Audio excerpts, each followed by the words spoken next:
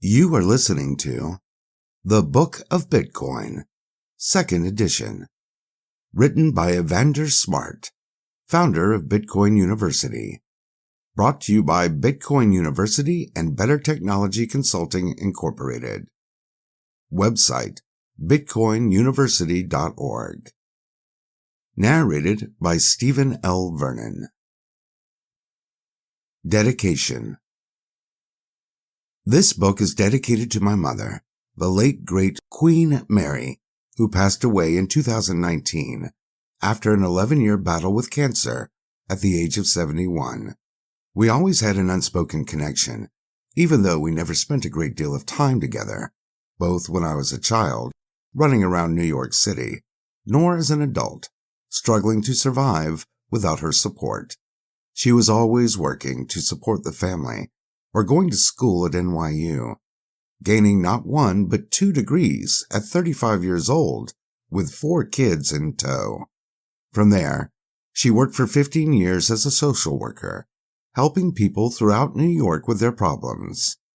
I never once saw anyone help her with her relationship problems, weight problems, drinking problems. She just soldiered on, leading the family until her final days. I called her up one day in May of 2019 just to hear her voice, and her voice was weak this time. She said she wasn't feeling well and needed help. She had moved into a studio in Harlem to be near her doctor on the Upper East Side. I was in Houston, struggling in a cold job market, not doing enough at the time. I told her simply, I'll be there. My beloved MR2 got me to New York the next evening. With New York being my hometown, I quickly snapped up a job while tending to Mom at night. I call it my summer of love, as this was the most time I had spent with her, maybe ever. Being a poor family in New York meant we never went on family vacations, so time to bond was fleeting. One night, I sat at the edge of her bed and looked at her. I wanted to say everything she deserved to hear. How she was the greatest person I had ever known, and how I was going to make her so proud of me when Bitcoin University was this huge success. But I just sat there, overwhelmed by the moment, a moment we never had again. The timing was right, but I was not. I couldn't handle the pressure, so my eyes moistened and I just said, "You'll be all right, Ma. What would you like for dinner?" We did have several chats over the summer, but one of the last ones was about me and how, well, I won't go into the details, but her view of me will keep me inspired and motivated for the rest of my life. She told me exactly what I needed to hear. I just wish I could have done the same for her. A month later, she was now walking around and able to head back home. My little MR2 was stolen by this time. Gotham is hard on sports cars, but I was fueled with the fact that I did my part to help her through the most difficult time of her life, the only time she couldn't fend for herself, much less care for the family. I would never see her again. The Monday before Thanksgiving, around midnight, I received the call. She had succumbed to cancer. My sister was visiting her at the time, and she said she was lying there and then she just started moving, and energy kept building until she was swinging her arms, half asleep. Each punch was more violent than the last, until she stopped and her pulse flatlined. She had beaten cancer into remission 3 times, and this time the Grim Reaper wasn't taking no for an answer. Being the fighting Irish woman that she was, she literally fought the clutches of the man with the sickle until her very last breath. The Queen always called me King, which was short for King Kong. I never questioned why she gave me that moniker, as I was never very strong as a youngster, and was rather thin, not dominant in any physical way like the giant animal. Well, I now wear that badge with honor, as only a queen can make a king. If that is what she saw in me, I need to be that for her. There are certainly worse things a parent can call a child. I've been on the other side of that pendulum too. In closing, I know she is looking out for me now, watching me, making sure I live up to the moral and ethical standards she set for me and our family. I know what her expectations are, and I will spend the rest of my days fighting to make her proud. In the end, I guess I'll never know if that is ever to be the case, but she'll know, and I'm fine with that. So here's to you, Queen. Thanks for being the smartest, the toughest, the most focused mom ever. And thanks for fighting until the bitter end. A wise man once said, "A love between a mother and a son is the greatest love he'll ever know, because it is the only love he'll ever know that is unconditional." Thanks, Ma. We're living the dream now. Together. Always. Introduction. Welcome to the Book of Bitcoin. The Book of Bitcoin does not qualify as investment advice. It represents the opinion and experience of the author after working in the Bitcoin space for more than 10 years, after several years on Wall Street. Keep in mind, your financial advisor at your local commercial bank will not recommend Bitcoin investing unless they offer Bitcoin investment programs. Do your own due diligence. Your investments are your responsibility. I am your author, your host in the Bitcoin space, Evander Smart, founder of Bitcoin University. I have been in the Bitcoin space since the fall of Cyprus, early in 2013, preceding 4 years as a Wall Street banker and preceding 4 years as Bitcoin news writer for Bitcoin news sites like Crypto Coins News, CCN, Cointelegraph, Bitcoinist, and Bitcoin.com. In 2015, I built Bitcoin University as a labor of love. Cataloging every time I learned something, I would write an ebook or create a video that helps anyone learn more about this amazing technology. Not being very tech savvy, my mindset was to chronicle my understanding and produce content that anyone could understand. You can find the site located at bitcoinuniversity.org. In addition to 4 years' experience as a Bitcoin news writer, where I would break Bitcoin news, do interviews, and compare and contrast Bitcoin to the legacy economic system, I also am a certified Bitcoin professional with the Digital Currency Council since 2015 and a certified blockchain expert with the Blockchain Council since 2018. And I am a Bitcoin investor and a current Bitcoin node. I am writing this book because it is necessary for you and for me. You know what they say, everybody has a book in them. Well, this is my book. People ask me these Bitcoin questions all the time, and this book is of the utmost importance.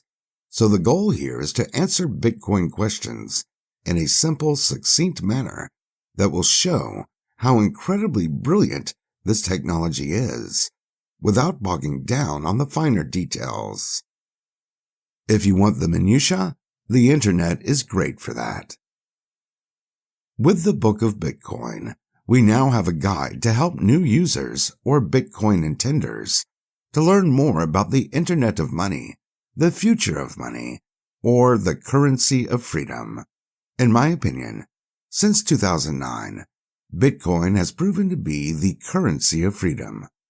Every Satoshi, Bitcoin's smallest unit of measure, held represents an amount not held in a captured and inflating flat currency, or a centralized and imploding coin in the adjacent crypto space. You cannot claim to have financial freedom if you only can use a captured or centralized currency. We'll go over the difference between Bitcoin and crypto later on, but the point of this book is to answer the most common Bitcoin questions, and you'll notice the answers to very important questions can be had in a couple of hundred words. You don't need to be a coder or developer to understand. The more educated you are on what a Bitcoin can do, and the more answers you have to Bitcoin, the more likely you are to enter the future of money and hold the currency of freedom. I am not very tech savvy, and am not a coder or developer. So basically, I have sought to master the surface level of Bitcoin, the part we will actually use and interact with every day. There are plenty of people who know more about the nuts and bolts of Bitcoin than I. Andreas Antonopoulos, for example, has a great book called Mastering Bitcoin if you want a second-level work. The goal of Bitcoin University in general, and this book in particular, is to give you the Bitcoin education you need and nothing you don't. Remove the tech jargon. Explain why you need to be here and how to do it quickly and easily. I'll let someone else handle the rest. This rabbit hole can get deep fast. So let us begin with answering the top Bitcoin questions of newbies. One more thing. Just because I wrote this book, that doesn't mean I know everything about Bitcoin. Only Satoshi Nakamoto may know everything, and even he wouldn't know everything about what Bitcoin is today, over 10 years after he broke off communication with the Bitcoin community. Bitcoin has evolved since then. I'm just a fan, a student of Bitcoin, and I'm always learning, just like all of us are in this journey called life. After 10 years in the Bitcoin space, there is still plenty I don't know, as I have focused on the basics, the consumer touchpoint of Bitcoin. This rabbit hole can go as deep as you want, but knowing everything doesn't make you a better teacher. Teaching makes you a better teacher. So I'll keep teaching what I know and hope that you gain some value from this. And hopefully, I can keep the lights on, following my passion, sharing the technology that I love. The way I see it, it's like being a time traveler, going back 30 years and telling people about this technological concept called the Internet. If you knew about the Internet and nobody else around you did, what would you say? I'd like to give a shout out to all of those who may have contributed some knowledge to this book, and to me over the years, including Andreas Antonopoulos, Max Kaiser, Michael Saylor, and anyone else who is spreading their wealth of Bitcoin knowledge. Thank you. In conclusion, this is what I've learned after 10 years in Bitcoin. Is everything 100% perfectly accurate? No, but it's pretty damn close, and it covers everything a new user should understand before getting started. I've been in the trenches for over 10 years, and this is my report. I'm doing this because I have not seen a book cover all these topics for the new user, and I am ready, willing, and able to do it after over 10 years in the Bitcoin space. Enjoy. One more thing before we begin. If you enjoy the book and it is giving you value, teaching you new things about this amazing technology, please share your thoughts on Amazon. Just visit bookofbitcoinreview.com and find the Leave a Review section. Thank you. Now, let's get started. Chapter 1. What Bitcoin terms should I know? Let's get some basic housekeeping out of the way. We'll start this off with some basic terms you'll hear online about Bitcoin and what they mean. In any community, and Bitcoin's 99% online, you'll have jargon that is specific to that space. So here are some popular terms you should know. Bitcoin. The global decentralized protocol and ecosystem, which includes the blockchain, Bitcoin Core, Nodes, miners, and exchanges. Bitcoin. The token Bitcoin uses. Limited by design to 21 million. Available in smaller units known as Satoshis or Sats for short. BTC. Short for Bitcoin. HODL. A famous Bitcoin typo that means hold. May represent an acronym for Hold On for Dear Life. Bitcoin Wallet. A place where your Bitcoin private keys are held. Every Bitcoin wallet has public keys and private keys. Think of your public keys as your email address, where people can send you Bitcoins. Your private keys are like your logins to your email or Bitcoin wallet. Those give someone full access to everything you have. Crypto. The digital token and ecosystem outside of Bitcoin, also known as shitcoins. Those new to the space group Bitcoin and crypto together, but this is incorrect. They are not one and the same. FUD. Fear, uncertainty, doubt. Usually spread on purpose to get markets to move away from Bitcoin or to drive the price down, so interested parties can increase their position. Satoshis or Sats. Bitcoin's smallest unit. Think of it as a penny of Bitcoin. Whale. Large holder of Bitcoin. Can move markets with one trade. Bitcoin exchange. Places to trade paper currency or shitcoins for Bitcoin. Exchanges are not banks.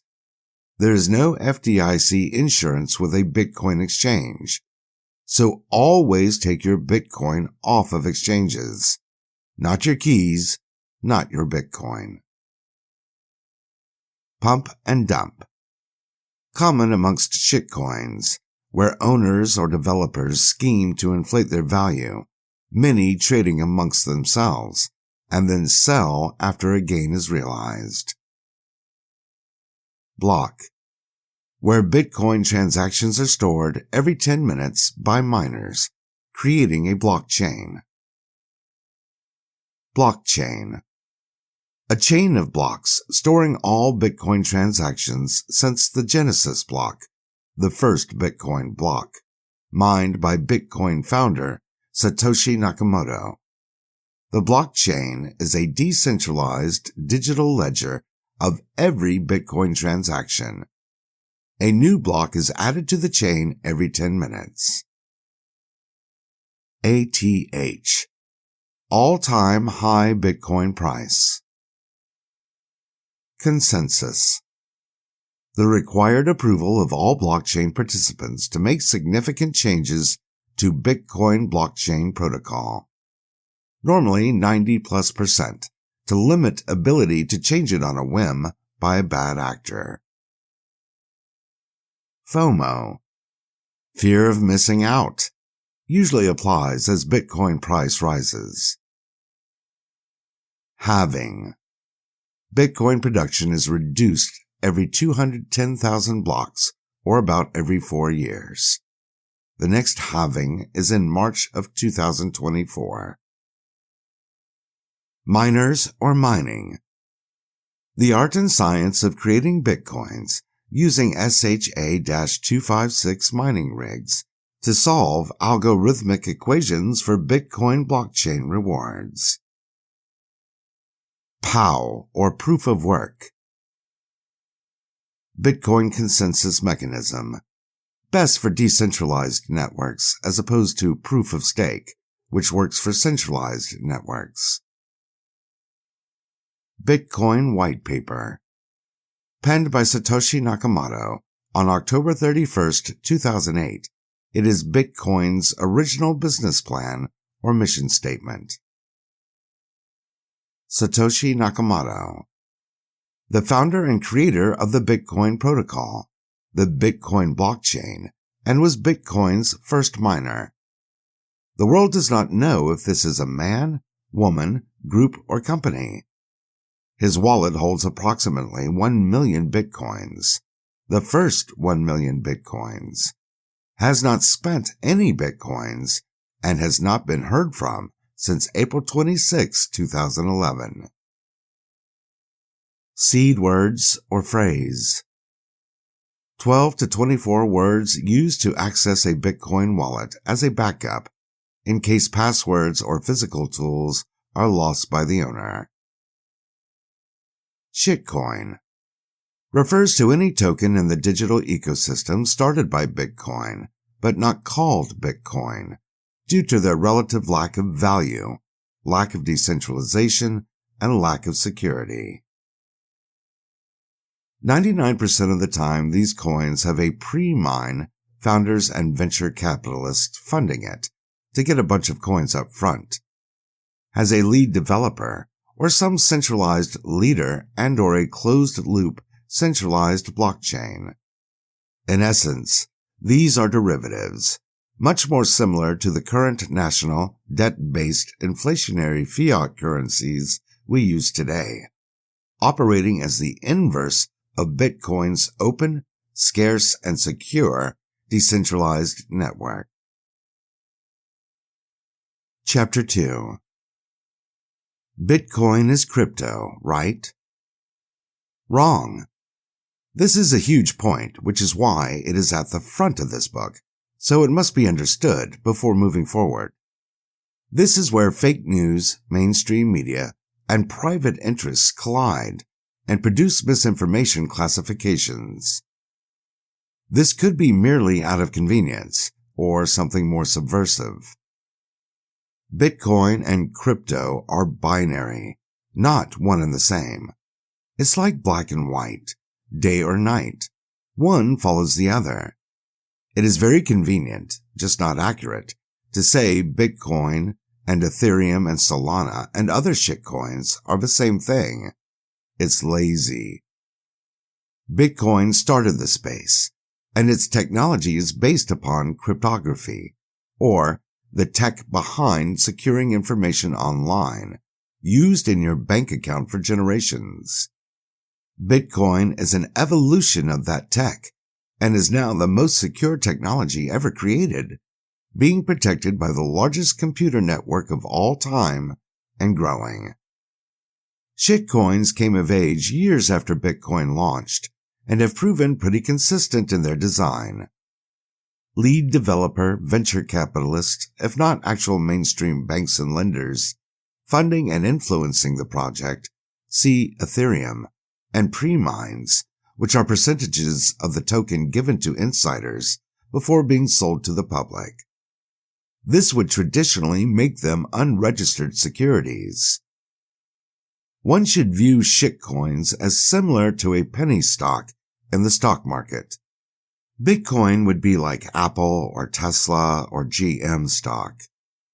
If you can't handle buying Apple stock, you really aren't ready for penny stocks. Crypto, in many ways, is the polar opposite of Bitcoin. These shitcoins are centralized, unregistered securities, not decentralized commodities like Bitcoin. Many times their backers fund anti-Bitcoin propaganda you have heard before, like Bitcoin is bad for the environment, or throwing money at regulators to regulate Bitcoin like they would a security. 99% of the time, shitcoins are run or backed by online grifters looking to legitimize their online shitcoin. Notice how the opposite never happens? Because Bitcoin doesn't have venture capitalists pushing it, nor lead developers looking for a return on an online scam. Bitcoin has nothing to fear because it was designed with integrity from the start. When you live a life of integrity, you have nothing to hide. Shitcoins aren't registered with any government agencies like the SEC, but have corporations, lead developers, pre-mines, ICOs, and work hard to avoid regulation, by misrepresenting their business location, entity, and goals. If you say you're decentralized, and you're not, you're a shitcoin. If you have a business address in the Bahamas, but 99% of your business is done outside of the Bahamas, you're a shitcoin. If you are producing a security, meaning you are the issuer, and are expecting a profit and can perform influence over the protocol, but are unregistered and unregulated, it's because you're a shitcoin. This isn't as complicated as many try to make it out to be. It's smoke and mirrors. I've been through the wars, so I see through this. The more educated you are, the less likely you will make bad investments, shitcoins, and make good investments, bitcoins. Plus, you are far less likely to fall for globalist propaganda saying Bitcoin is the problem. Educated investors buy Bitcoin. Choose your digital path wisely. Your financial future depends on it. To sum it up, Michael Saylor, owner of over 150,000 Bitcoins, once said, "If you think Bitcoin and crypto are the same, you don't understand either." Chapter 3. Is Bitcoin going to replace the US dollar? Bitcoin is not here to replace the US dollar or other fiat currencies. It is here to make them obsolete. The days of paper currencies is coming to an end, as we know it anyway. Think of Bitcoin versus the US dollar as going from a rotary phone to a smartphone. Bitcoin is smart money. The US dollar, not so smart. Bitcoin does compete more directly with products like gold, silver, ETFs, and bonds. People in those markets know this and are afraid of Bitcoin, so you will hear FUD coming from these areas. These days, it is hard to find a faction not throwing FUD at Bitcoin out of fear. Bitcoin cannot, by regulation, compete directly against the US dollar because Bitcoin has been regulated as a property by the IRS since 2014. The US government doesn't want to compete for your finances, and that's fine, as Bitcoin is not designed to replace fiat currencies. The digital space has digital currencies for this purpose, and they are known as stable coins, pegged to the US dollar. These should eventually be taken over by the banking establishment. Bitcoin is effectively a digital asset or property that gives digital property rights to anyone on the planet who wants something that can't be inflated away, can't be stolen, trades in seconds for just a few cents, and can't be taken over by governments and is limited in supply. The US dollar is irreplaceable as a global currency. It is the world's leading economic brand, and even though the Federal Reserve and US government have done everything they can to destroy the US dollar under the weight of its own debt, they cannot kill it. And they have the military and macroeconomic might to keep it afloat against virtually no competition. No other national currency is ready to take the mantle of the global reserve currency. Even Bitcoin cannot do that. Yet. The US dollar is destined to become digital in nature. That is the next logical step. Why wouldn't the US create a digital dollar that they could print infinitely, forever, without printing costs, shipping costs, or any accountability on a closed-loop network? I think the only thing stopping the government and banks from doing this is coming up with a way to secure this digital network. Banks and U.S. government facilities have been hacked more than once in recent years, so they have to sort out security. The digital dollar is being tested and has been floated in Washington over the last 2 to 3 years. It is coming, sometime between 2025 and 2030. It's just a matter of time and who builds it. The central banks? The Fed? The government? Is this part of a global digital economic network? The decision has already been made. It's just the fine details that need to be resolved. As people like Michael Saylor have proposed, Bitcoin should be the underlying asset, like the gold standard used to underpin the US dollar before the Great Depression and the Gold Confiscation Act of 1933. Chapter 4. Should I invest in Ethereum? This book is about Bitcoin, but I get this question so much. The short answer is no, unless you are a business looking to develop your own currency or are creating a closed-loop blockchain. I wouldn't recommend anyone invest in shitcoins until they have been owning and using Bitcoins for at least 6 months and have entered Bitcoin University's full training program. The upsides of shitcoins is a short list. You can make a lot of money really quickly with some good fortune. Bitcoin has grown too big these days for these kinds of rags to riches stories in a short period of time.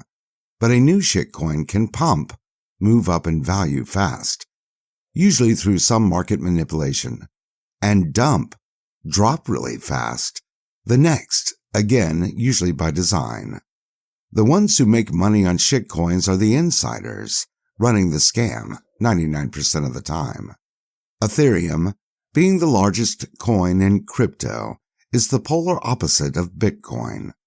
While Bitcoin focuses on being open source, permissionless, censorship-resistant, and decentralized, with a proof-of-work protocol built around competition and security through mining, Ethereum's proof-of-stake does the opposite.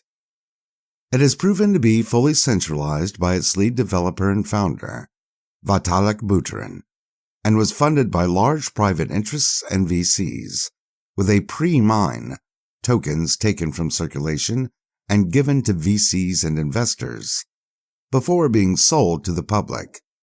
Instead of nodes, as in Bitcoin, they use validators, who can only be those who have stake in the system by owning large amounts of Ethereum, hence the proof-of-stake moniker.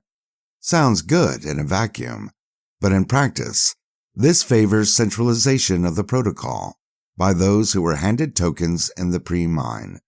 And you must stake your Ethereum, or else the value of it is diluted over time, much like inflation. It also favors rent-seeking behavior, and an incumbency that works very similar to the economic establishment we already have, like the Federal Reserve and the centralized banking system.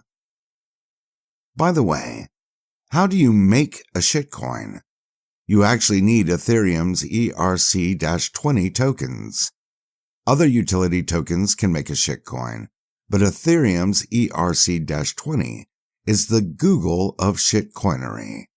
These shitcoins have led to billions of dollars of scams, and Ethereum has been removed from top Bitcoin exchanges like Paxful. Ethereum is literally the sphincter of the shitcoin industry. In the years to come, all the disclosures come out, all the dirt going on in the back, who really runs Ethereum, use of proceeds, executive compensation, infura, etc. There's a reason why Ethereum wants to be seen as a commodity, not a security. There's a lot that is hiding in the dark, and what you do in the dark will come into the light. Another problem with Ethereum is the amount of transactions that are OFAC monitored is around 75%. So using Ethereum makes you subject to various levels of surveillance, censorship, and data mining that you probably aren't aware of. The real answer is Ethereum is a utility token with a potentially unlimited supply, much higher supply than Bitcoin, so it is not designed for investors, and it has had issues with centralization, back-end reversal of transactions, and protocol changes at a whimsical pace. So I can't recommend Ethereum, except for a few business applications. They have called their protocol decentralized before their DAO, Decentralized Autonomous Organization, scandal. where they were not only hacked for hundreds of millions of dollars, but had to reverse the entire program from the back office, exposing it as the opposite of a DAO. The crux of the matter is Ethereum will be regulated as a security, not as a commodity, by the Securities Exchange Commission. What is the legal difference between a commodity and a security? A commodity is an asset without an issuer. Examples would include gold, soybeans, wheat, and yes, Bitcoin has no issuer. These are commodities. A security includes all financial assets, offerings, or instruments that have an issuer, meaning a lead developer, ICO, venture capitalist funding, pre-mines, etc. These can range from gaming tokens to frequent flyer miles, and Ethereum falls well into that lot, passing the Howey test, defining a security. There are also very good reasons why Ethereum does not want to be labeled as security. It comes down to legal disclosures that will be required by the SEC of a security sold in the U.S. These disclosures may include, but may not be limited to, who owns how much Ethereum, use of proceeds, how was the security capitalized, potential investment risk factors, and various histories of Ethereum's financials. And any withholding or misinformation would be illegal. So, I've made my case against investing in Ethereum. Could I be wrong about the SEC approval? Sure, but I would submit that they would say much more about the integrity of the SEC than it does the integrity of the Ethereum protocol. Am I saying you can't make money investing in Ethereum? No. Am I saying it is a bad investment? No. I just cannot recommend it to new users for ethical and other reasons. Its history is too shady and you can do better. You shouldn't be investing in Ethereum over Bitcoin, so there's an opportunity cost in effect. And keep in mind, Ethereum is a utility token. It was not designed to be an investment vehicle, at least not for the end user. Be better than Ethereum. Think of Ethereum as a store that opened up on Fifth Avenue. Think of Bitcoin as Fifth Avenue. Would you invest your savings in the store's future, or would you invest in the future of Fifth Avenue? Chapter 7. How is Bitcoin like Tesla? The similarities in history, design, and purpose are startling. Tesla started building new electric cars in 2008. Bitcoin's white paper was penned by Satoshi Nakamoto in 2008. Bitcoin was the world's best investment from 2010 to 2019. Tesla has been the world's best investment from 2020 to the present. Bitcoin has revolutionized the concept of money since its inception. Tesla has revolutionized the concept of motoring since its inception. Bitcoin can do things other forms of money cannot. A Tesla can do things other cars cannot. Bitcoin has now influenced banks to create blockchains and CBDCs. Tesla is forcing car companies to create their own EVs to compete. Bitcoin is the fastest growing technology in history. Tesla is the fastest growing car company on Earth. Bitcoin was designed from a clean sheet of paper, searching for how to make a better form of money. Tesla is an electric automobile made from a clean sheet of paper. You could buy a Tesla with Bitcoin. 2020. Tesla's owner, Elon Musk, bought $1.5 billion worth of Bitcoin. 2021. Bitcoin is worth more than Bank of America or Coca-Cola. Tesla is worth more than Toyota and Volkswagen combined. Chapter 8. Where does Bitcoin get its value? Bitcoin is valuable for several reasons. First, it is limited in supply, with only 21 million Bitcoin to ever be produced. This makes it much more precious than national fiat currencies, other tokens like Ether, or precious metals like gold, which has paper contracts, diluting its value, or stock, which can be printed anytime, or even real estate.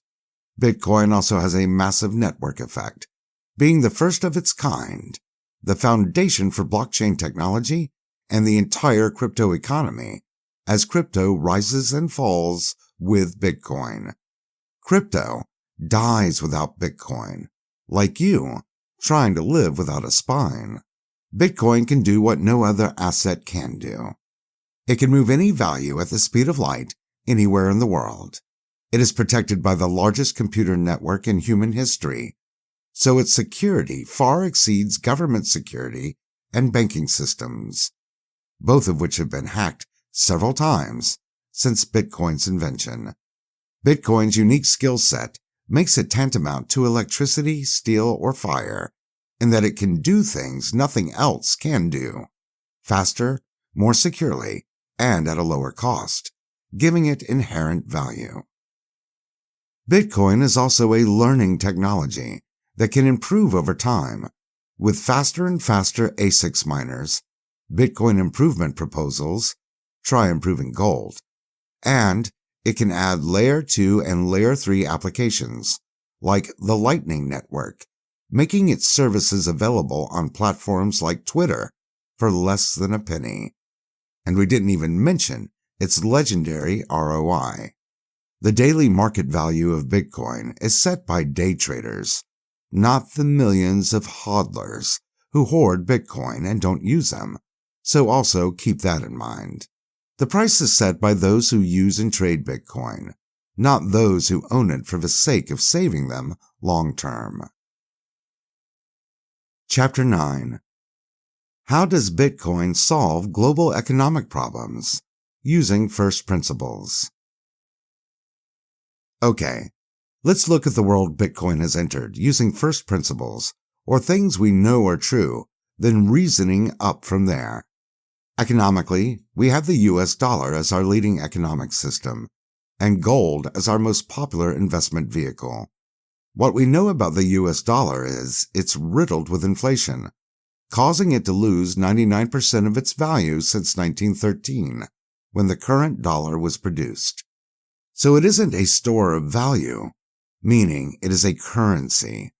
You can counterfeit the US dollar, so it's not a great currency either, and it has put the US and its people into over $20 trillion in debt. Wire transfers take days, so there is definitely room for improvement. We also know that gold has little real-world use in commerce, is very difficult and expensive to move across borders or great distances. And if I gave you a gold bar or coin, you wouldn't know if it was 8 karat, 24 karat, or plated tungsten. You don't know how much gold is in Fort Knox. And we also know that you can't get a yield on gold because no one wants to rent it. And we can't use it as a gold standard anymore because there is no accounting system tied to the asset, so it's easy to corrupt. We also know that gold has been one of the world's worst investments over the last decade, rarely beating the CPI, much less the real rate of inflation. CPI and inflation are not the same thing. So how does Bitcoin innovate around or remove these many problems that affect both gold and the US dollar? Blockchain technology gives you an open source accounting system. Unlike gold and the US dollar, the supply of Bitcoin is capped at 21 million. You can't make a counterfeit Bitcoin, and there's no central bank placing a debt on it or manipulating interest rates. There's no man at the top Bitcoin must serve, like other systems. Unlike gold, you don't need a brokerage account or any third party to obtain Bitcoin. Unlike the US dollar, you can legally and safely custody your own supply of Bitcoin. without paying an ATM fee or monthly service fee at your banks. There are no holding fees for Bitcoin users.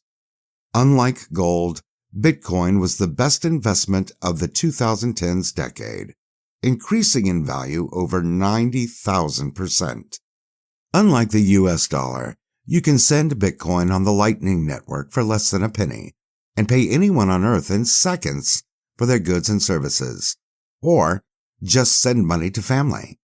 Western Union will charge you $10 for the privilege of sending money back home. Bitcoin was effectively built to not replace the US dollar or gold, but to make them obsolete. People still read newspapers, play phonographs, and use rotary phones. Bitcoin just gives you a smarter way to save time, money, and effort in your life. It represents an evolution of the human condition. The only question becomes, do you want to move forward or stay behind? At least with Bitcoin, you now have the option to step up. Chapter 10. Blockchain is really the invention, not Bitcoin, right? Wrong. Just so we are clear, there were no working blockchains before Bitcoin. So Bitcoin's blockchain is the largest, most functional, and most robust blockchain ever made. Every other blockchain, especially the ones now in use by corporations, banks, and governments, came from Bitcoin's design and open source code. The problem is there are many companies right now who have blockchains and don't know what to do with them. However, Bitcoin is the invention blockchain was created for. Satoshi Nakamoto didn't make a working blockchain and then pack up and call it a day, never to be seen again. That's how significantly better and more important he thought Bitcoin was over blockchain. Without Bitcoin, without a permissionless, censorship-resistant, open, easily transferable store of value, with nodes, miners, and developers creating a global infrastructure, blockchain is just a ledger.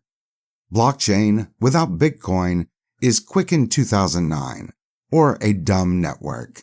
It is not smart, not self-aware, serves no higher purpose. It doesn't even really solve a prevalent problem that other ledger systems don't. Bitcoin solves multiple problems in current major economic systems, including debt, inflation, corruption, accessibility in all global locations, removing centralized gatekeepers, costs of entry, costs of use, segregation, and it fosters technological innovation, as Bitcoin mining runs on as much as 60% renewable green energy. Bitcoin Mining Council. Chapter 11. Does Bitcoin replace cash transactions? Bitcoin's white paper does refer to Bitcoin as electronic cash, so at least initially, there was a currency element to Bitcoin. In 2014, the IRS set regulations for Bitcoin as digital property, so its currency component was effectively removed as other leading nations followed suit. Bitcoin is no longer a digital currency. Regulators have called Bitcoin digital gold, Jerome Powell, or a speculative asset, Christine Lagarde. And this is actually a benefit to Bitcoin.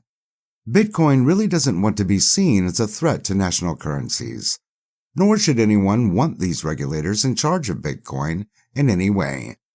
Bitcoin being treated as digital property or digital gold is the best case scenario. If you want a digital currency, you would use tokens known as stable coins, which currently are made by private, VC-funded developers and corporations, but will eventually be taken over, collapsed, or superseded by stable coins made for and by the multinational banking industry. Governments, regulators, and the banks who fund them won't allow the crypto industry to work around banks that clearly and directly. So, the answer is no. Bitcoin is not here to replace cash or the US dollar or national fiat currencies. It is here to make them obsolete.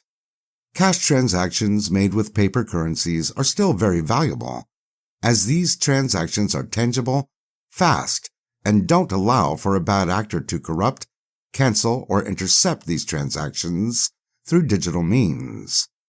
I personally am a big fan of cash, and think its removal is a major affront to future economic security for individuals. If you have no cash, every transaction you make from now on becomes trackable on someone's central server. Your privacy has now been secured by someone you don't know or trust. You are now that much easier to control. That may be the point. Chapter 12. Can you give me an example of something a Bitcoin can do that a fiat currency cannot? There are many examples, but let's look at microtransactions, which will become more and more important as we move into the future. If you want to buy something small, whether it is a digital download, a piece of candy, or even another digital token, doing a transaction below a certain amount, say $1, depending upon the network and the agreement, becomes problematic economically due to the fees required to run the transaction. It is not cost-effective to buy something for 20 cents when the transaction costs 50 cents to perform. Since Bitcoins can be broken down to their smallest unit, a Satoshi, which is fractions of a penny, and the Bitcoin protocol can run transactions very cost-effectively on the base layer, if you don't need the transaction quickly, or layer 2, Lightning Network transactions can be run off a Satoshi or two very quickly. Bitcoin is a great way to accept payments on a website or a food service that has smaller items for sale at a very low cost. In association with that point, the transaction can be quicker, more secure, less expensive for the merchant, and with no chargebacks. The user isn't subject to hacks of the merchant's software. See hacking scandals of multiple large chain retailers losing consumer information to identity theft rings. The U.S. government now regularly refers to Bitcoin as money, payment, and cryptocurrency. Well, 2 out of 3 ain't bad. Chapter 13. If Bitcoin doesn't replace cash or U.S. dollars, what does it replace? Bitcoin is no longer a digital currency and has become digital property in U.S. tax regulations. It is not here to replace or usurp cash transactions or fiat currencies like the U.S. dollar. What should be worried about Bitcoin's technical superiority are 20th century mock financial instruments like stocks, bonds, and ETFs, and 19th century assets like gold and silver. Also, collectibles like fine art and larger purchases like yachts may be affected if used as wealth storage. Unlike stocks and bonds, Bitcoin can't be printed up when demand increases or when the issuer is struggling. Gold and silver are in a similar situation. More metals can be mined if the demand justifies it, or more mines can be found, as has happened several times over recent years due to advancements in technology. Also with gold, jewelry could be melted down if the value of gold increases dramatically, affecting the market supply. You can even make a great case that digital property, Bitcoin, can also replace physical property, like real estate, under certain circumstances. Maybe we'll go over that later on in this book. Chapter 14. Is Bitcoin money? Yes, Bitcoin is real money. I'm sure someone a long time ago said, "What is that? Shiny gold rocks. That's not real money." No, we only accept feathers here. We have since evolved past trading seashells, feathers, chunks of gold, notches on tally sticks, to the current fiat currency system. Now, as countries collapse under the debt of the Ponzi scheme of fiat currency creation, The world is now ready for decentralized digital money, aka Bitcoin. Bitcoin is more real than the cash in your pocket. There's no such thing as a fake or counterfeit Bitcoin, but the money you have right now could be a fake. Any fiat currency has and will get duplicated after a few years in service. That's why the look of it changes every few years. Counterfeiting is expensive to counter and brings distrust to the currency. Again, something Bitcoin technology has been engineered to stop from day one. Plus, money, by definition, holds value over time. Fiat currency, or dollars, lose value due to inflation, so dollars are legally called currency, not money.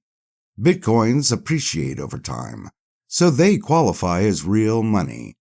People all over the world receive their salary in Bitcoin, including me, back in the day anyway.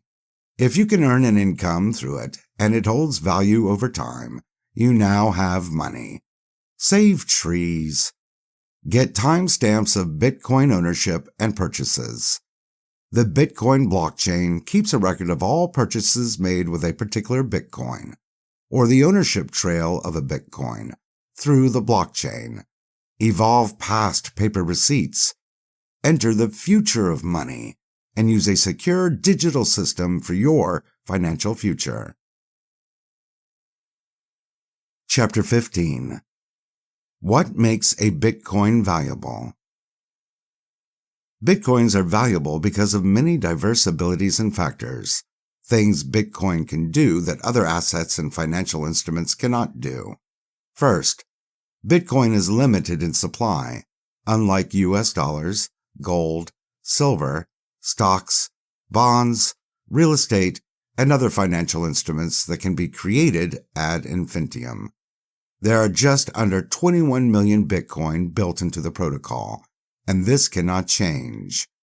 With gold, for example, you have not only the hundreds of millions of ounces that have been produced over the last 1,000 years, but you also have paper contracts diluting gold's value, and all the gold jewelry can be melted down at any time. Bitcoin also features its open-source blockchain technology, another Bitcoin feature in its financial arsenal. This provides a global digital accounting system or ledger that is transparent, virtually impossible to corrupt, and immutable in nature, removing the need for any and all third parties in a transaction. Its veracity has been legally proven several times, to the point where there is legal precedent to trust all the data held therein. The other skills it possesses should make it useful and valuable to anyone who wants to store wealth over time, space, and domain, government dominion. It is open source code, so anyone can read the source code without impediment, use it without permission, and exchange it without the need for a third party who may be a bad actor. The cost to send money, regardless of amount, is considerably less than sending fiat currency, gold, or other instruments any distance at any rate of speed. I, personally, have never sent an amount of Bitcoin for more than $1 or so, and the costs can be dramatically less than a penny using new technologies like the Lightning Network, a Layer 2 application on top of Bitcoin. The speed of Bitcoin also makes Bitcoin valuable. Any Bitcoin transaction happens at the speed of light. You can send Bitcoin on a Zoom call using a couple of QR codes on your smartphone. You'll receive your Bitcoin instantly, and it will be verified in minutes on Bitcoin's blockchain. It also removes the need for any third-party intermediaries, making it a unique, secure, and valuable global economic network to use or own assets in. Bitcoin is tantamount to fire or electricity or steel, and that it does things nothing else does, so it provides a value nothing else can. Fire, steel, and electricity are all valuable, but they can only create so much financial value because they can be reproduced at a high level. Bitcoin cannot. Bitcoin's supply drops over time. There is a halving event about every 4 years, dropping the amount of Bitcoins mined in half. Meanwhile, demand for Bitcoin effectively doubles every year, increasing its market value, if not its market price. If someone who owns a Bitcoin dies, their Bitcoin are lost forever, taking those Bitcoin essentially out of circulation forever. This makes Bitcoins even more valuable over time, as more and more people enter the Bitcoin space, with fewer Bitcoins to buy, sell, or trade on the market. Chapter 16. Quantum computing will destroy Bitcoin, right? This is a common refrain, that Bitcoin is not as perfect and as invincible as it sounds. Quantum computers can break Bitcoin, goes the naysayers. Well, that's not entirely accurate. First, quantum computers haven't hacked Bitcoin, mostly because they aren't here, in effect, and if they are, they have failed to do so. So until that actually happens, that isn't a fact. It's just open speculation. Pretty much everyone who has said that has a vested interest in Bitcoin losing value, either against their investment or in order to procure Bitcoins at a lower price. It's just more simple FUD. Fear, uncertainty, doubt. Not worthy of much attention at all. If you had a quantum computer, and its express interest was to hack things, wouldn't you use it on a weaker target, since Bitcoin's network computing power is effectively the largest, most powerful computer system known to man? You could hack a variety of government and banking systems faster and much easier, and not have a world of coders, miners, nodes, and tech geniuses working against you in real time. By the way, Bitcoin is not without its safeguards against such an attack. Bitcoin already has some built-in quantum resistance. If you only use Bitcoin addresses one time, which has always been the recommended practice, then your ECDSA public key is only ever revealed at the one time that you spend Bitcoin sent to each address. A quantum computer would need to be able to break your key in the short time between when your transaction is first sent and when it gets into a block. It may be decades after a quantum computer first breaks a Bitcoin key before quantum computers become this fast, or Bitcoin upgrades its security. Bitcoin is a moving, learning, and growing target, not as easy as it sounds. All of the commonly used public key algorithms are broken by quantum computers. This includes RSA, DSA, DH, and all forms of elliptic curve cryptography. Public key crypto that is secure against quantum computers does exist, however. Currently, Bitcoin experts tend to favor a crypto system based on Lamport signatures that are very fast to compute, but they have two major downsides. The signature would be quite large, at least several kilobytes, 40 to 170 times larger than now.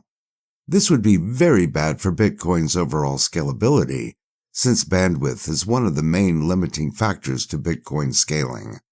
Advances in scalability, such as segregated witness, the signature is part of the witness, and Lightning will be helpful. At the time that you create each key pair, you would need to set some finite maximum number of times that you can sign with this key. Signing more than this number of times would be insecure. Increasing the signing limit increases the size of each signature even more. Since you are only really supposed to use addresses once, this may not be a problem for Bitcoin. Credit Bitcoin Wiki. So, in conclusion, if someone sends you this Bitcoin FUD, consider the source. There are a lot of people in crypto and other financial instruments who have a vested interest in Bitcoin growing no more. Chapter 17. Well, Why don't banks just make a Bitcoin? You know what? You're a funny guy. Ray Liotta, Henry Hill, and Goodfellas. If banks wanted you to have an asset like Bitcoin, they would have made Bitcoin long before Satoshi Nakamoto came along. I worked on Wall Street for years, and I know firsthand that the commercial banks aren't here for your best interests, now or in the future. They want your money, moreover, the control of your money, and they have a wonderful system already designed to enrich them and impoverish you. So why make you a Bitcoin? By the way, making Bitcoin took an incredible amount of understanding and technical analysis of macroeconomics, human psychology, cryptography, distributed networks, the internet, solving the Byzantine generals problem, and the construction of many new technological advances. Banks didn't have debit and credit cards until the 1970s. Making technological leaps forward are not what banks do. They exist to generate streams of revenue, make money out of thin air, also known as fractional reserve banking or quantitative easing. Making another Bitcoin also would be problematic because it would require a need, a reason to do so. What problem would that be solving in Bitcoin? The decentralized ledger part? The finite supply part? Or the open and permissionless concept? In effect, redesigning Bitcoin would be like redesigning steel or fire or electricity. Once you've designed the best technology of its kind, your job now becomes protecting it at all costs, not corrupting it or dumbing it down and repackaging portions of it, which is essentially what a shitcoin does for profit. Bitcoin Cash, along with many other shitcoins, have gone down this route and failed miserably, going so far as to flatly lie, stating they are the real Bitcoin, and even saying they are decentralized, another lie, especially in the Bitcoin space, where investors are incredibly smart, technologically advanced, and will check your work. This couldn't be further from the truth. There have been many impostors to the throne, but there can be only one king of coins. The king is called Bitcoin. What will happen is companies, banks, and governments will make their own digital tokens. You may have heard of CBDCs, or central bank digital currencies. These are shitcoins that can replicate one or two Bitcoin traits, but are otherwise centralized, flawed, and easily corrupted tokens designed to control ownership, make a profit for the producers, and create digital control grids. We will go over the differences between a CBDC and a Bitcoin later. It is an important distinction because, like crypto, CBDCs are not the same as Bitcoin and should never be put into that class. There is Bitcoin, and then there's everything else. Now don't get it twisted. The central banksters, if Bitcoin becomes popular enough, try to sell you their shitcoin as better than Bitcoin due to ability to pay taxes with it, greater acceptance when they force businesses around the nation to take it, and more stable in value. They will leave out the many, many downsides. Your identity will be tied directly to every transaction, which leaves you open to not only government surveillance and hackers stealing your identity and currency. If the government controls all your money, then they have the power to turn off your access to all money. If you have a problem with the law, vote a certain way, or even donate to a certain candidate or cause. Their CBDC will never have real value, as they can and will make as many digital dollars as their heart desires. So CBDCs don't build wealth, unlike Bitcoin. How about censorship? If a CBDC were the only money, the creators could prohibit its use at certain websites, businesses, and locations. Maybe you aren't allowed to use it at strip clubs or porn sites. Maybe you aren't allowed to use it for alcohol or certain drugs. Maybe you aren't allowed to use it at certain times or locations due to national security concerns. These issues enter the system when you further centralize the future of money, which is why Bitcoin was created as a counter to the Great Recession of 2008. It allows Bitcoin users to counter every boom and bust of the greater economic system. It is a fallback, a fail-safe, for when the current centralized system implodes under the weight of debt, corruption, and inflation. No one is saying put all of your money into Bitcoin. The point of Bitcoin is to give you an option, so you haven't put all of your money into the control of governments or central banks. That is literally irresponsible, and at worst, foolish. The best way to control a populace is to control their money. Bitcoin gives you control of your own money for the first time ever. Chapter 18. What is Bitcoin mining? Bitcoin mining is the act of creating Bitcoins.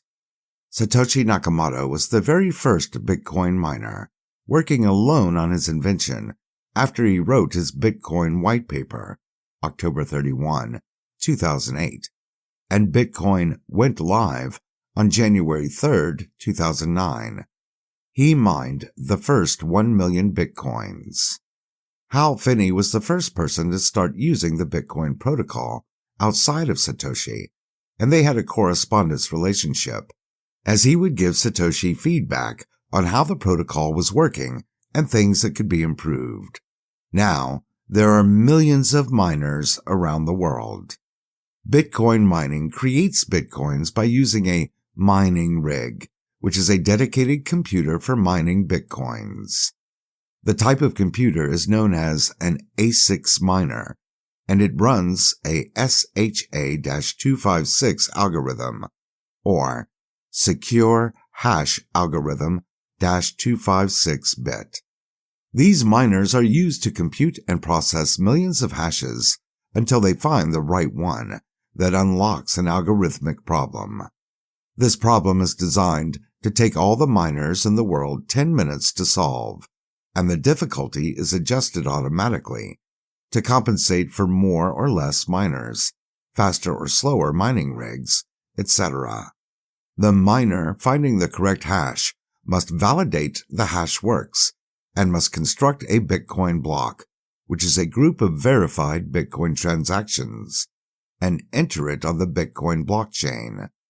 If the nodes and the rest of the network agree that this block and hash are correct and validate it, the miner receives the Bitcoins for this block, which right now are 6.25 BTC every 10 minutes, and will drop to 3.125 BTC in the next Bitcoin halving event, estimated to be in March of 2024.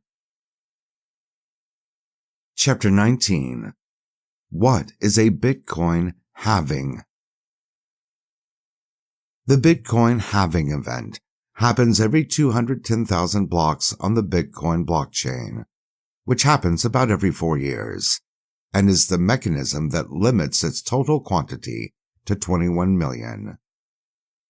The halving event is significant because to this point, Bitcoin's market value has been largely dictated by this period, as Bitcoin market value has been fairly consistent in its 4-year peaks and valleys.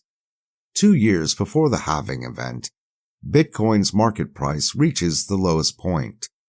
Then, about 1 year before the halving event, market value rises in general terms until reaching a peak about a year after the halving event. Then Bitcoin value starts to recede and you get a bear market.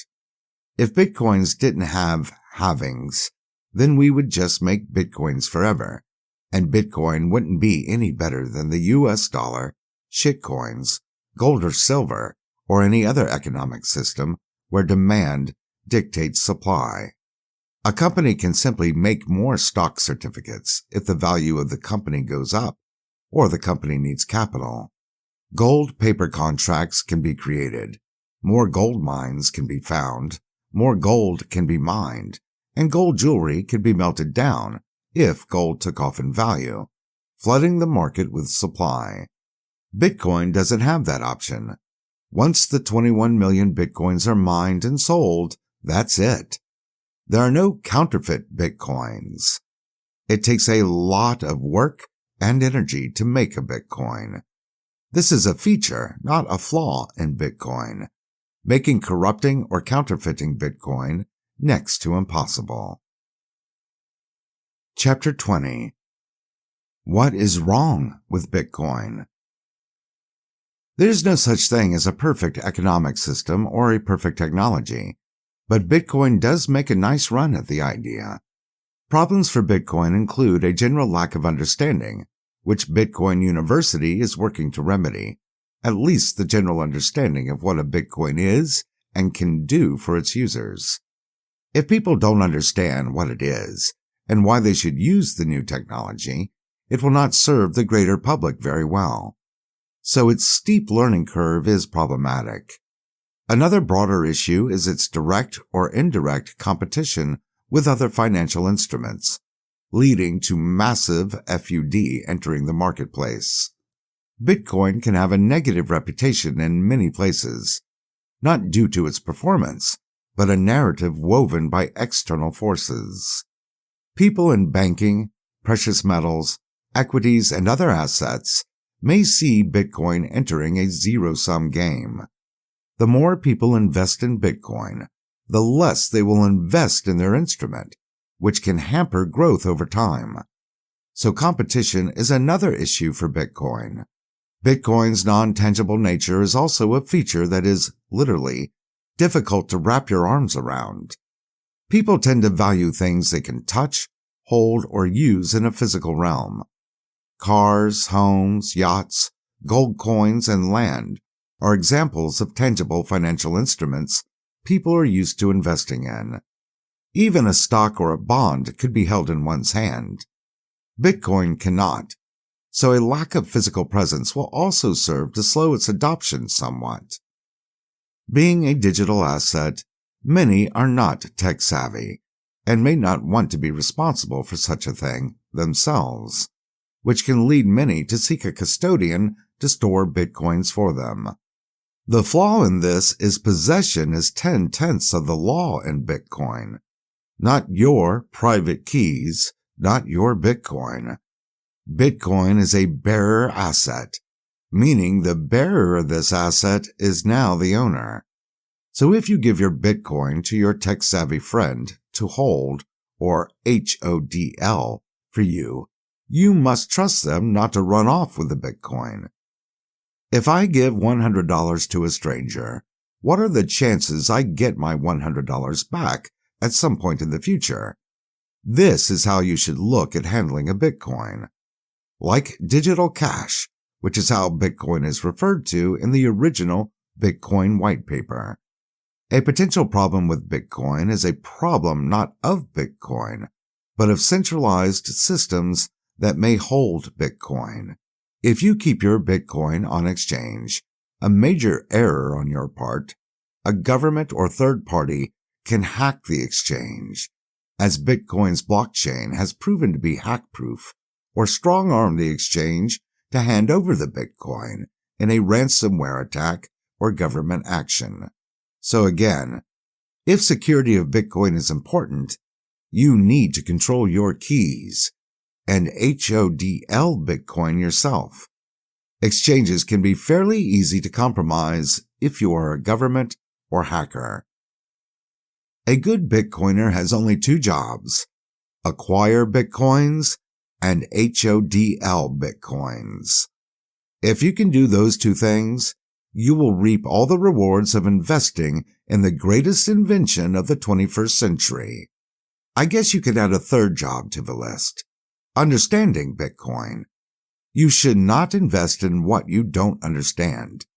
So Bitcoin University is here to help you with this very important part of the puzzle. Chapter 21. What problems does Bitcoin solve? This is a really common question, and the answer depends on who is asking the question. If a macroeconomist is asking it, a gold bug, or the common retail investor, they all would need different answers. But let's speak to the average Joe.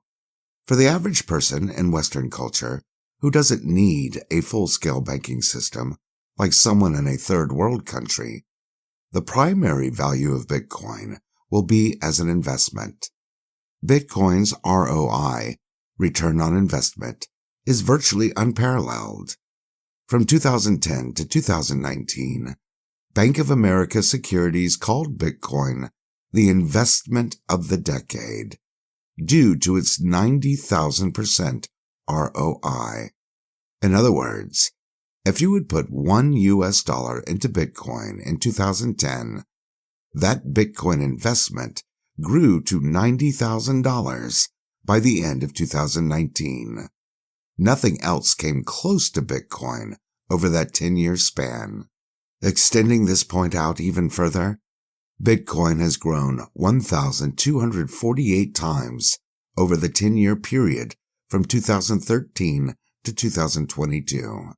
This is still, by far, number one amongst any mainstream commodity or investment asset, with Tesla stock being second, at about 90 times over the same period. What does that mean?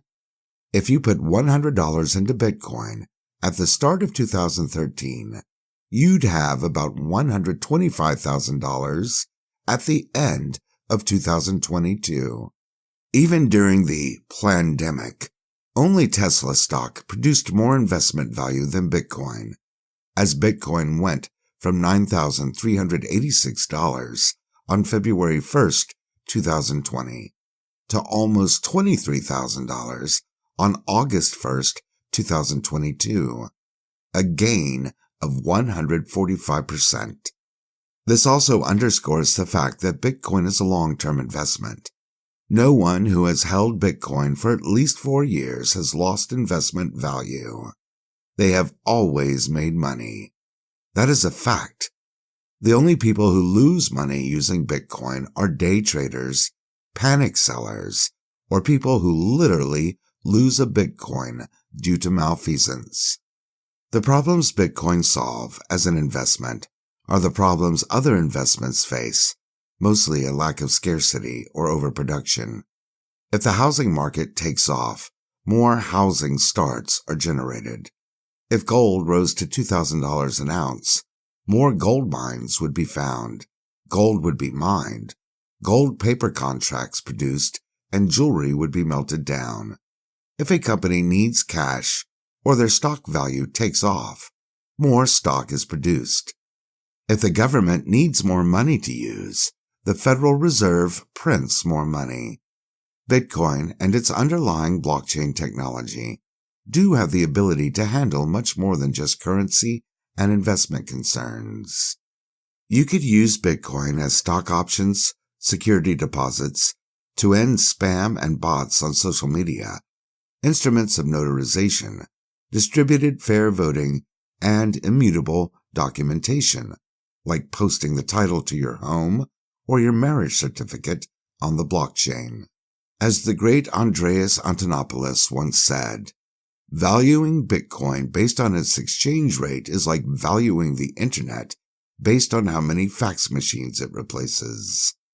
Bitcoin is much more than just a digital form of money. It proves the old adage, how you do some things is how you do everything. Bitcoin proves you can do decentralized, global, trustless transactions without the need for banks or governments. There is a better way. Bitcoin was not designed and built to be an investment for well-to-do Americans. Quite the opposite. It was invented to bring a trusted economic system to the unbanked. Chase shouldn't rule the world, and now you have an option. Look at it another way. There are about 1 billion people who have full economic access to banking, brokerage, investing, savings, and international exchange. 2 billion have zero access to this kind of economic power. The rest of the planet has limited access. Bitcoin is here to fill in those massive global gaps in the market. In the West, it is just a cool investment product with incredible highs and powerful lows. In the rest of the world, it has been the difference between life and death. See Venezuela, whose Bolivar currency inflation exceeded 1,000,000% in 2018, and where animals at the zoo were being killed for food. Bitcoin mining saved the lives of hundreds, if not thousands, of Venezuelans, and allowed them to get gas, toilet paper, and food, when many could not. Bitcoin isn't here to make a buck. Bitcoin is here to give a fighting chance to those in need. At freebitcoinlessons.com, download 30 Ways Bitcoin Changes the Future of Money for free. This book reveals all the problems Bitcoin was designed to solve, over and above being the world's best investment vehicle of the last 15 years. Chapter 22. Bitcoin is just an online Ponzi scheme, right? Well, if it were, it would have to be the greatest Ponzi scheme ever created, as famous corporations like AT&T and Microsoft accept Bitcoin as payment. Tesla bought over 40,000 Bitcoin in 2020 for $1.5 billion US. And Bank of America didn't call it a Ponzi scheme, but the investment of the decade. These are all known criminal enterprises who would have to be in on the scam, right? Okay. In a Ponzi scheme or pyramid scheme, the structure would be an MLM, where previous owners get portions of all the new money invested. This does not happen in Bitcoin. If someone owns a lot of Bitcoin, they have no more say, get no kickbacks, and can make no changes to the protocol. Investing creates no additional power within Bitcoin. If it did, then you'd have a Ponzi scheme. Can we agree on that much? If you don't get a kickback, gain more control as you invest more, or gain more control based upon when you entered, then you aren't running a MLM, pyramid scheme, nor a Ponzi scheme. In Bitcoin, it operates more like a tech stock, just a tech stock, where more shares cannot be printed up at will if business is very good or very bad, to stuff the corporate coffers, because there are no corporate coffers. There's no corporation, no CEO, no VCs, no pre-mines, no board of directors, no mailing address, and no accountability to the shareholders, no quarterly dividend reports, and no corporate headquarters. Bitcoin is quite simply the Internet of money. You either own shares in it or not. All cryptos cannot say the same. National fiat currencies can't say the same. Many exchanges in this space can't say the same. I'll leave it at that. The point here is Bitcoin's economic system is so novel, so clean, and so honest that it seems like a con, given how long we have all been in such a corrupt economic environment. Honesty has become so foreign, it becomes the modern lie no one believes. If you are open source and decentralized, you have nothing to hide, because you are living a life of integrity. If you are doing deals behind closed doors, in a closed-loop environment, blockchain or not, you are the one who should have some explaining to do, not the one with open books. Chapter 23. Is Bitcoin anonymous? No, Bitcoin is not anonymous. Bitcoin is, in effect, pseudonymous, as your entries into the Bitcoin blockchain would not be represented by your government name, but by your private key, which is a large alphanumeric code. A common refrain by those who don't understand Bitcoin is that it is used for criminal activity, money laundering, etc. This would be rather foolish, Since Bitcoin is an open source platform, with data mining companies like Chainalytics snooping around to find as much detail as they can about chosen transactions. Bitcoin's accounting is designed to be public, not private, so criminals rarely use Bitcoin for obvious reasons. No, this narrative that Bitcoin is anonymous or a den of thieves definitely falls under the category of FUD, fear, uncertainty, doubt, put out either by those who don't understand Bitcoin or those who do understand it and want the proletariat to stay away from it. Either way, this is fake news. Chapter 24. What is a Bitcoin node? A Bitcoin node is a computer owned by someone that validates the transactions on the Bitcoin blockchain. Nodes provide checks and balances to the Bitcoin protocol. When miners submit a block to the blockchain and believe they have found the answer to the network's algorithmic question, the node must verify this information. Not just one node, but all the nodes, which stands at well over 10,000, must verify the information added to the blockchain and verify each other's work for errors, and then update the Bitcoin blockchain, and full nodes maintain a full record of the entire Bitcoin blockchain, dating back to the Genesis block, the first mined block in January 2009. Where are the nodes? The nodes are everywhere, quite decentralized, just like Bitcoin is. This is also essential for the security of the network. If you put all the nodes in the same place, a building somewhere, then the nodes can be attacked, destroyed, co-opted, captured, etc. There are Bitcoin nodes with Bitcoin's blockchain floating on satellites in outer space. Chapter 25. If Bitcoins can't be taken, only given, then how do people lose all their Bitcoins? The primary way people lose Bitcoins is by losing their seed words or access to the account. Maybe you have made the mistake of entrusting your Bitcoins to a third party who allows access online through a password. What if you lose your password? Who says they can or would provide you with a way to replace the password?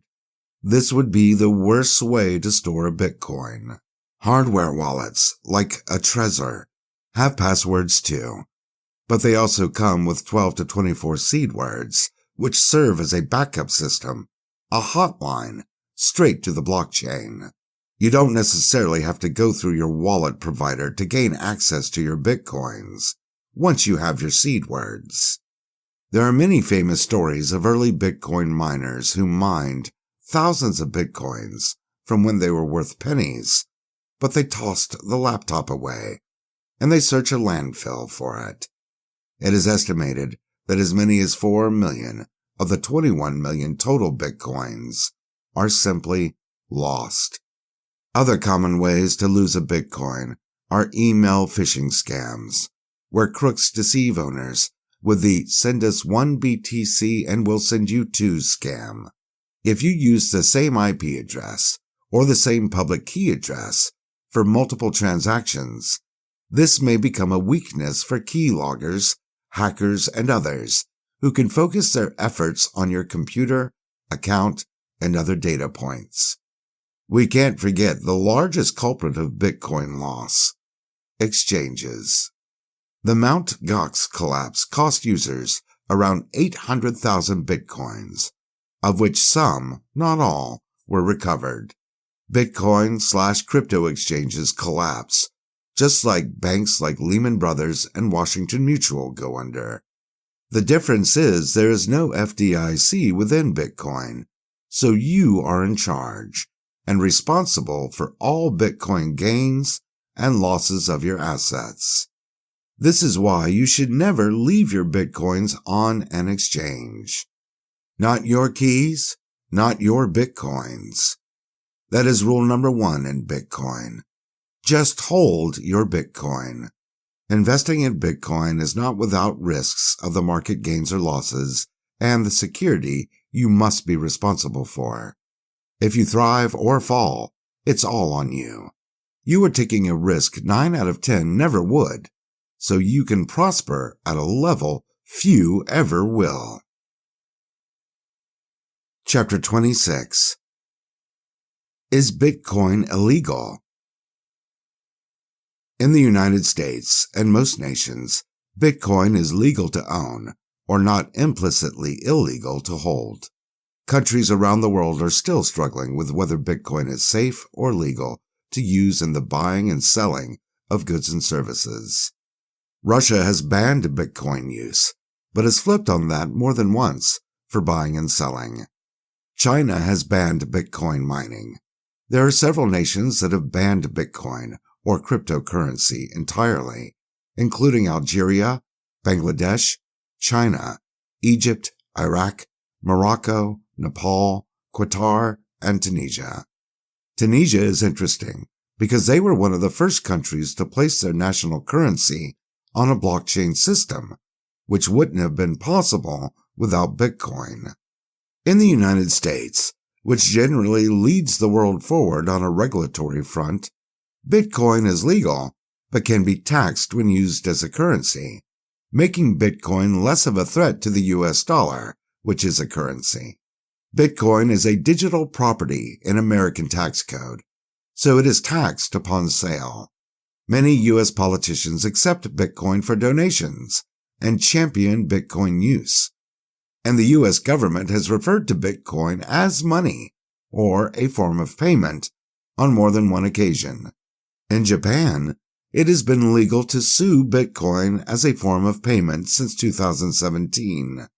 You could pay the government's taxes in Bitcoin. Funny thing about Bitcoin in Japan. Mt. Gox was the largest Bitcoin exchange, really the world's first major Bitcoin exchange, in 2013. And Mt. Gox was based in Japan, so the Japanese knew about Mt. Gox. Mt. Gox got to be so big that when it collapsed early in 2015, the Japanese thought Bitcoin itself was gone because Mt. Gox was gone. Mt. Gox, for many, was Bitcoin. So Japan was a very early adopter of Bitcoin. And Brazil, late in 2022, is in the process of approving Bitcoin as a legal form of payment nationwide. Mark my words, in the future, there will be a Bitcoin caste system, meaning there will be two kinds of nations, companies, and people, those who have Bitcoin and those who don't. You don't want to be one of the have-nots. Bitcoin value have literally no limits, and once the available supply dries up before the end of the decade, the price of Bitcoin will explode. Chapter 27. How is Bitcoin price determined? This is a tough one, as Bitcoin is largely market-driven, based upon supply and demand at any given time, but is not always applicable to all Bitcoins and all transactions. You see, there are these things known as OTC, or over-the-counter transactions. That is where large Bitcoin transactions generally take place, and these aren't done through common exchanges, where much of the market pricing is determined. So in effect, there can be a known market price for you and I, and a slightly different price for whales using OTC, who don't want their transactions broadcasted publicly for a variety of reasons. Think of it as a wholesale price versus a retail price. Some whales do move their Bitcoins in a very public manner, and this can affect the entire market price by several $100s. Maybe they don't know how to go OTC or don't have access at a given time. Others may use OTC exclusively. What we do know is Bitcoin is less subject to market manipulation than the price rigging taking place in gold and silver. Look up gold market rigging or silver price fixing, and you will see that market manipulation in precious metals is as old as the hills. Nothing happens, no one goes to jail, and the fines are a slap on the wrists. Bitcoin doesn't have that problem because of its open source nature, so you can't rig the market so easily behind closed doors. And most of the Bitcoin is not held in banks, but by private individuals like you and me. There is one threat that cannot be underestimated, and that is the millions of Bitcoins held in exchanges. These centralized companies can undermine Bitcoin by collapsing due to embezzlement, being co-opted by bad actors, or turning into the next FTX. Bitcoin is secure, but exchanges that hold Bitcoin are not. It is up to the Bitcoin user to secure any and all Bitcoins. Exchanges have proven to be the weakest link in the Bitcoin ecosystem and should be handled accordingly. Exchanges are not banks. Just HODL your own Bitcoin once your exchange transaction is over, and everything will be all right. Chapter 28. What can I do with a Bitcoin? I like to call Bitcoin the currency of freedom because anyone who holds a full Bitcoin, or just some sats, now knows the difference of being free from the tyranny of banks and others who seek to control your money at scale. You can hold, or HODL, a Bitcoin and use it as a globally powered savings account. You could donate Bitcoin to your favorite content provider or website that accepts Bitcoin. You can add messages to a Bitcoin transaction, which will be forged into the Bitcoin blockchain forever. Satoshi Nakamoto posted a message on the blockchain within his Genesis block stating, "Chancellor on brink of second bailout for banks." This led many to believe Satoshi was British and Bitcoin was started in the UK, as this referenced an article in their largest daily. Many people have been married on the Bitcoin blockchain.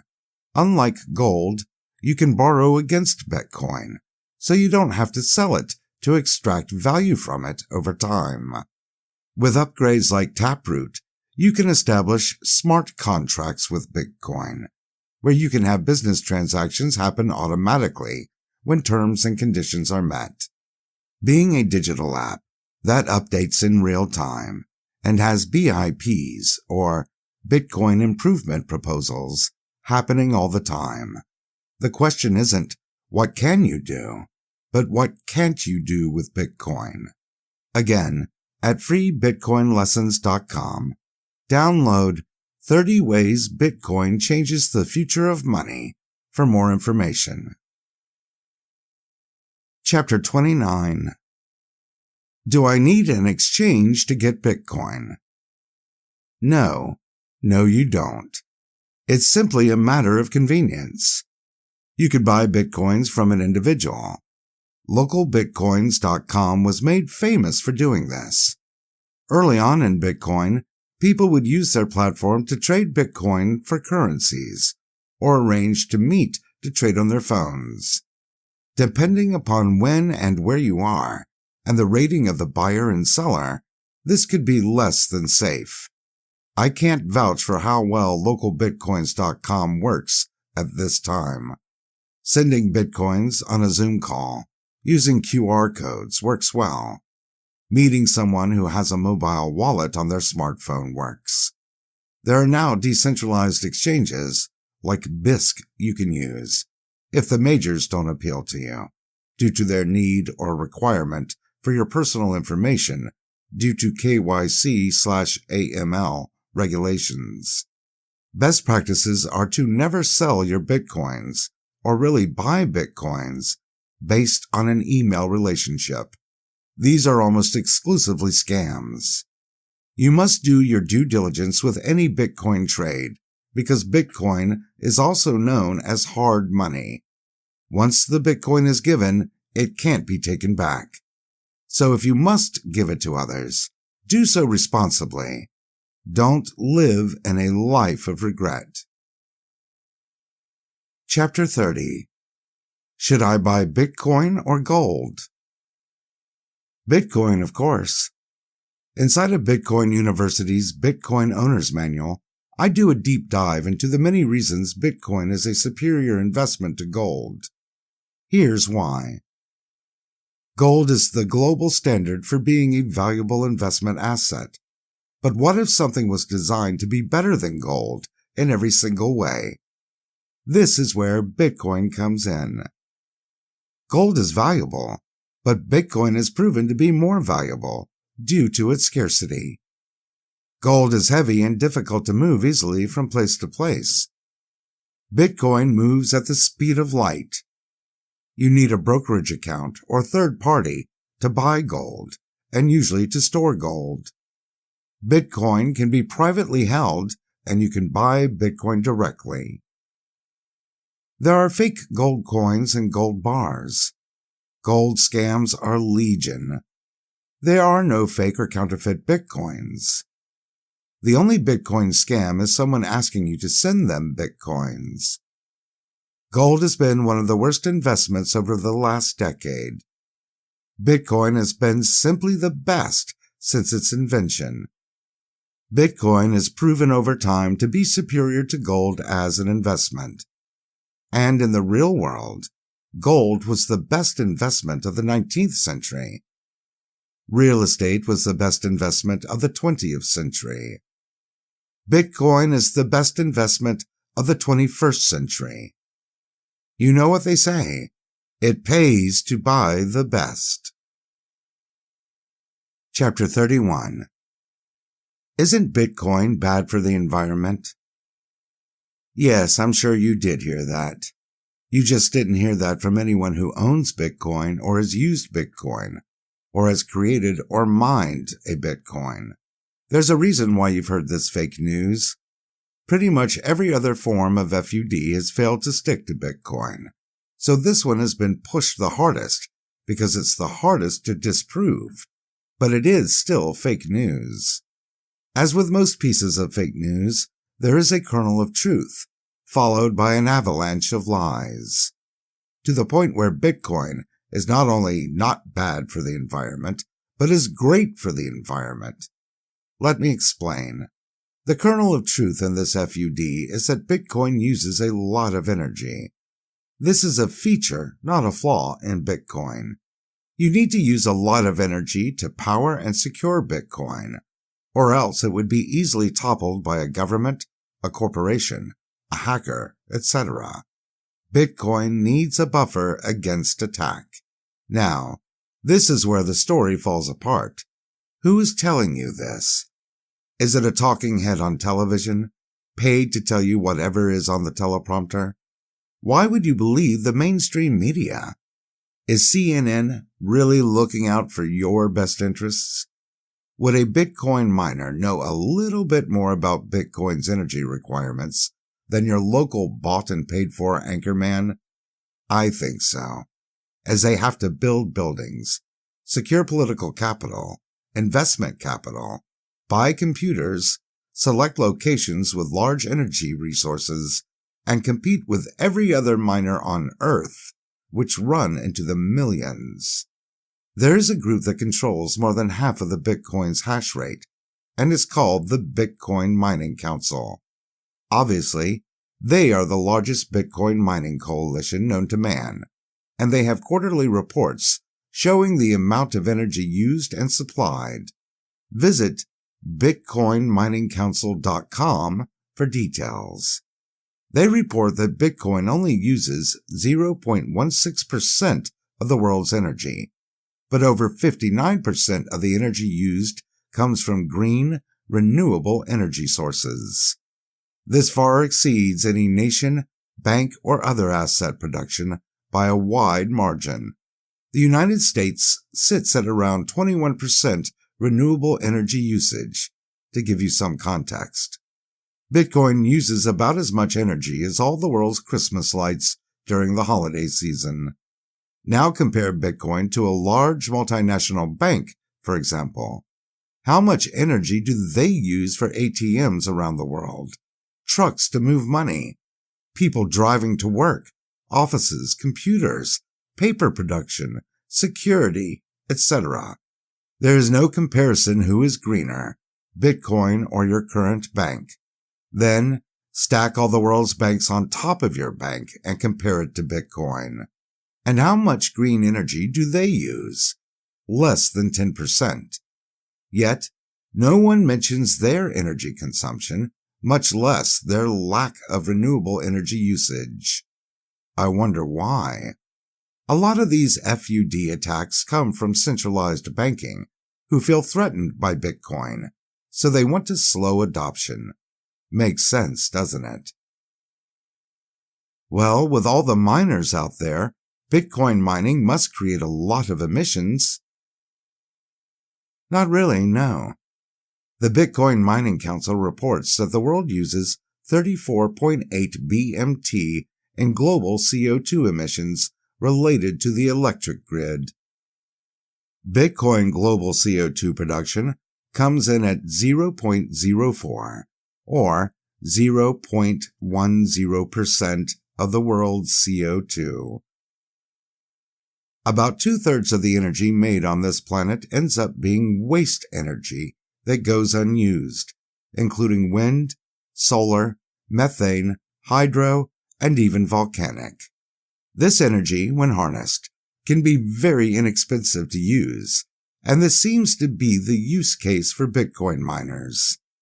If they had to pay 13 cents per kilowatt hour, like you and I do, they'd be out of business. They pay about 2 cents for raw green energy. Again, energy that is normally wasted. I wonder why you don't hear that on the evening news. When you hear FUD about Bitcoin, first things first, consider the source. If they are a known fake news peddler, have never owned a Bitcoin, used a Bitcoin, or mined a Bitcoin, don't take them as Bitcoin experts. They are telling you what they want you to know, not what you need to know. That's my job.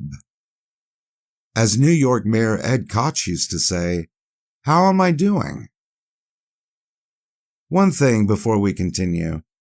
If you enjoy the book, and it is giving you value, teaching you new things about this amazing technology, please share your thoughts on Amazon. Just visit bookofbitcoinreview.com and find the Leave a Review section. Thank you.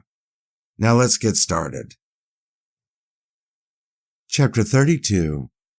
Is Bitcoin a bubble? This also comes up from time to time, especially when times in Bitcoin are good. This is, in my opinion, the most credible argument, but still futile and fairly meaningless. Bitcoin operates most like a tech stock, and it does have peaks and valleys, bull runs and bear markets. This should be expected, not feared. Actually, this works largely in your favor, if you are an educated investor, which is what Bitcoin University is all about making you. Bitcoin moves in 4-year cycles, and the halving events are key to these market cycles. 2 years out from a halving, Bitcoin market price hits its lowest point. 1 year after a halving event, Bitcoin hits its highest price point. Until further notice, these are predictable market trends, and these cycles have happened 3 times in a row. If you are reading this in 2023, this works in your favor, given the bear market for Bitcoin was the year 2022, and another bear market isn't expected until 2026. Chapter 33. What are the best ways to protect your Bitcoin? 1. Get your Bitcoins off an exchange. Exchanges are not banks. You do not have FDIC insurance, any insurance, in a Bitcoin exchange. So once your trade is over, keep it moving into a hardware wallet where you control the keys. 2. Use a hardware wallet. Hot wallets are wallets directly tying your keys to the internet, so these wallets are subject to a hack, either from within the platform or externally. If the platform is very popular and holds a lot of Bitcoin, use an external wallet like Trezor. and take your keys off the internet and keep them in your control. 3. Don't fall for phishing scams. Anyone asking you to send them Bitcoin is your mortal enemy. Report them to the authorities if possible. They are making the Bitcoin community look bad with their criminality. 4. Multi-signature protection. If you don't like the idea of bearing all the responsibility for your Bitcoin, multi-signature wallets require multiple people to sign into a wallet to move Bitcoin. This vastly improves security. Unchained Capital can help you here. Chapter 34. Where is Bitcoin used the most? Bitcoin has curried favor in many of the world's largest economies, with the United States leading the way, being the hash rate or computing power leader, and with surveys estimating 1 in 12 people have Bitcoin or have held Bitcoin. Japan is also very impressed with Bitcoin, leading their government to consider Bitcoin good for payment. You could pay your rent, utilities, or taxes in Bitcoin in the great nation of Japan. According to CoinHills, over 7% of the world's Bitcoin transactions are exchanged through the Japanese yen. Next would be South Korea, another technologically advanced nation, with almost 7% exchanged through the Korean won. In the EU, many nodes reside, and in France, many people are paid their salary in Bitcoin. And 2 nations, as of 2022, have made Bitcoin legal tender. El Salvador, 3 million Bitcoin wallet users, or half the population, and the Central African Republic, 5 million people. Chapter 35. How many Bitcoins are there? People like to say there are, mined and unmined, a total of 21 million Bitcoin. But to be as accurate as possible, the supply will approach but never reach 21 million. Issuance of Bitcoin will end in the year 2140 at the amount of 20,999,999.9769. So for convenience, let's round it up to 21 million. Let's also take into account the first million or so Bitcoin are held in Satoshi's original account. So there are really only 20 million that have been available, once others, like Hal Finney, started mining and running Bitcoin. And it is estimated that as many as 4 million Bitcoin are unavailable or lost due to computers thrown away, login credentials lost or forgotten, and other episodes of misfortune. So the effective supply is around 16 million Bitcoin. As of this writing, over 19 million Bitcoin have been mined, and over 11 million are in some form of cold storage, or in a wallet where the Bitcoin hasn't moved in over a year. Just over 2 million are currently held in exchanges around the world. Never leave your Bitcoin in an exchange. Chapter 36. Why would a business use Bitcoin? If you are a common retail, point-of-sale business, Bitcoin does add value in a few ways, at least as an alternative form of payment. First, it will attract a new, younger clientele, as Bitcoin's most ardent demographic of support is 18 to 34-year-olds. And what retail business isn't interested in gaining the long-term value of a young adult customer? They use digital currencies and social media. So if you build a following with this key demographic, this can have a viral effect on your bottom line. Second, it improves the overall brand appeal and profile of your business. You are on the cutting edge, you are forward-thinking, progressive, and have plans for your economic future. Accepting Bitcoin adds value to your business as being on the cutting edge of technology. Third, especially if you use a Lightning-enabled wallet program, like Twitter has done, you can receive payments instantly, faster than a standard merchant account, and not have to worry about chargebacks. Visa, for example, can charge back a purchase 18 months into the future. Fourth, anyone who sells a good or service has a way to collect Bitcoin without having to learn how Bitcoin changes work or worry about custodial issues in that realm. Selling a good or service is the fastest way to enter the Bitcoin ecosystem. That's how I got started in 2013, selling my writing services for Bitcoin. And one more reason is Bitcoin lowers the cost of doing business, especially on purchases below $5. Merchant accounts charge 2 to 5% on card transactions, but Bitcoin doesn't have a fee. Any sales below $1 to $2 are commonly losses for a business due to merchant account charges. Your Bitcoin processing company can take a portion or all of your Bitcoin purchases and convert them to cash in your account at the close of the day's business. They may charge a percentage of the monthly receipts or a monthly service charge, but is usually much less expensive than standard merchant accounts, subject to negotiation.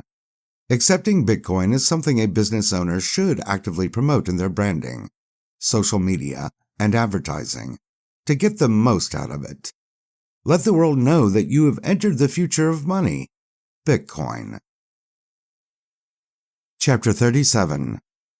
What is a central bank digital currency, CBDC, and how is it different than Bitcoin? Quietly, this may be the most important question to have answered in this book, and it has little to do with Bitcoin. As an adult in the 21st century, you must understand this concept, whether you utilize Bitcoin or not, because they are related, and like your in-laws, are related to you. Obviously, there was never a discussion of CBDCs before Bitcoin. There's a reason for that.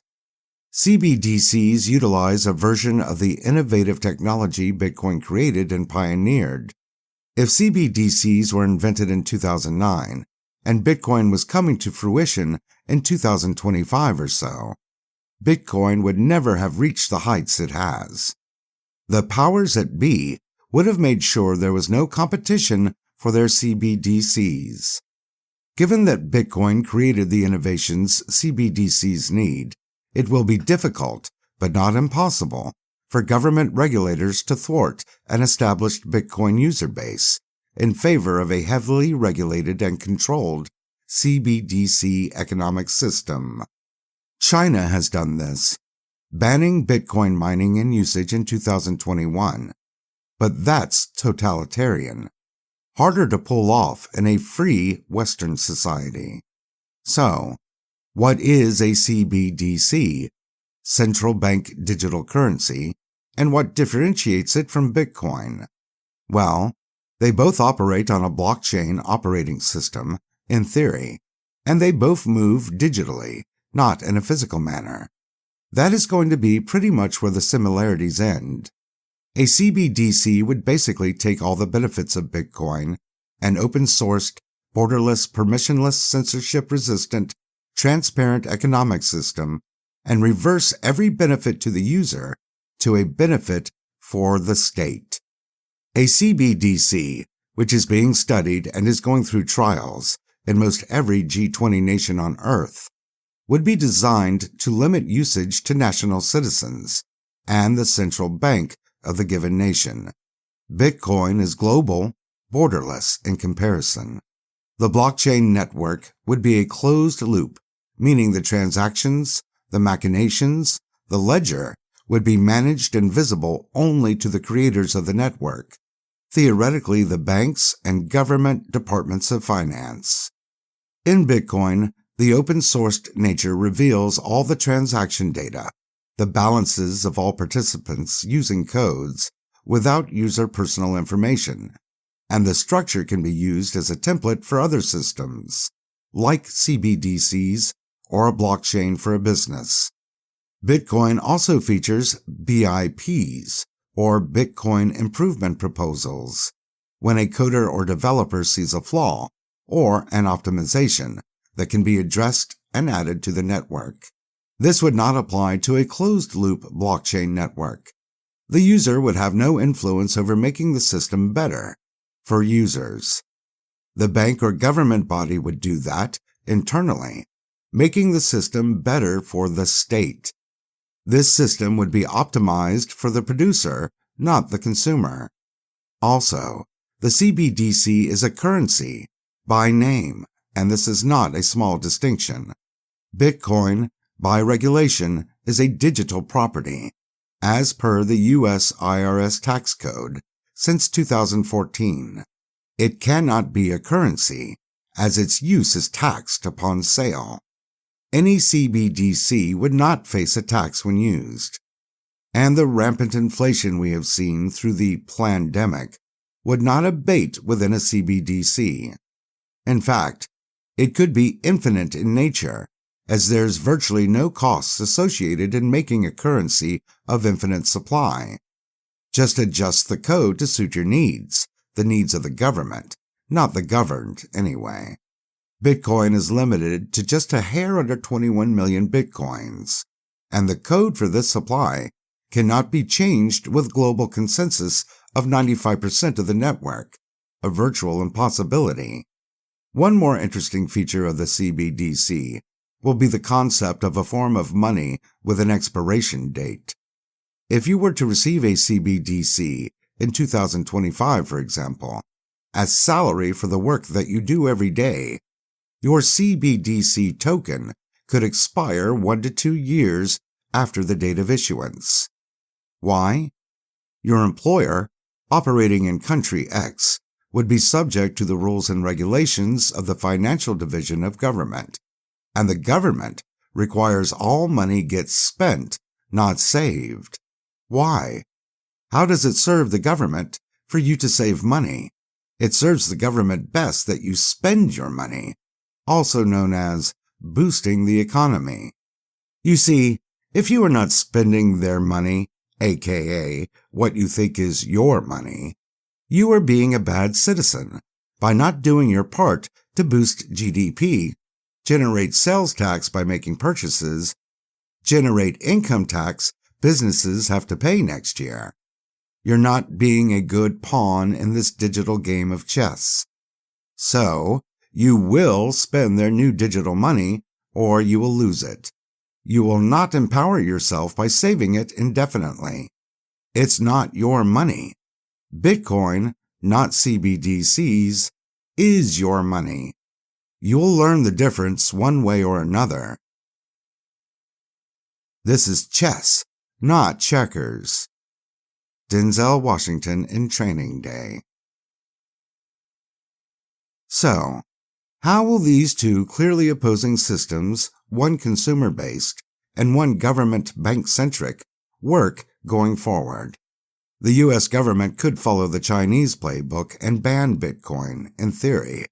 But the optics couldn't be worse, taking leadership from a totalitarian regime in a supposed free society. Hard to pull off, but again, not impossible.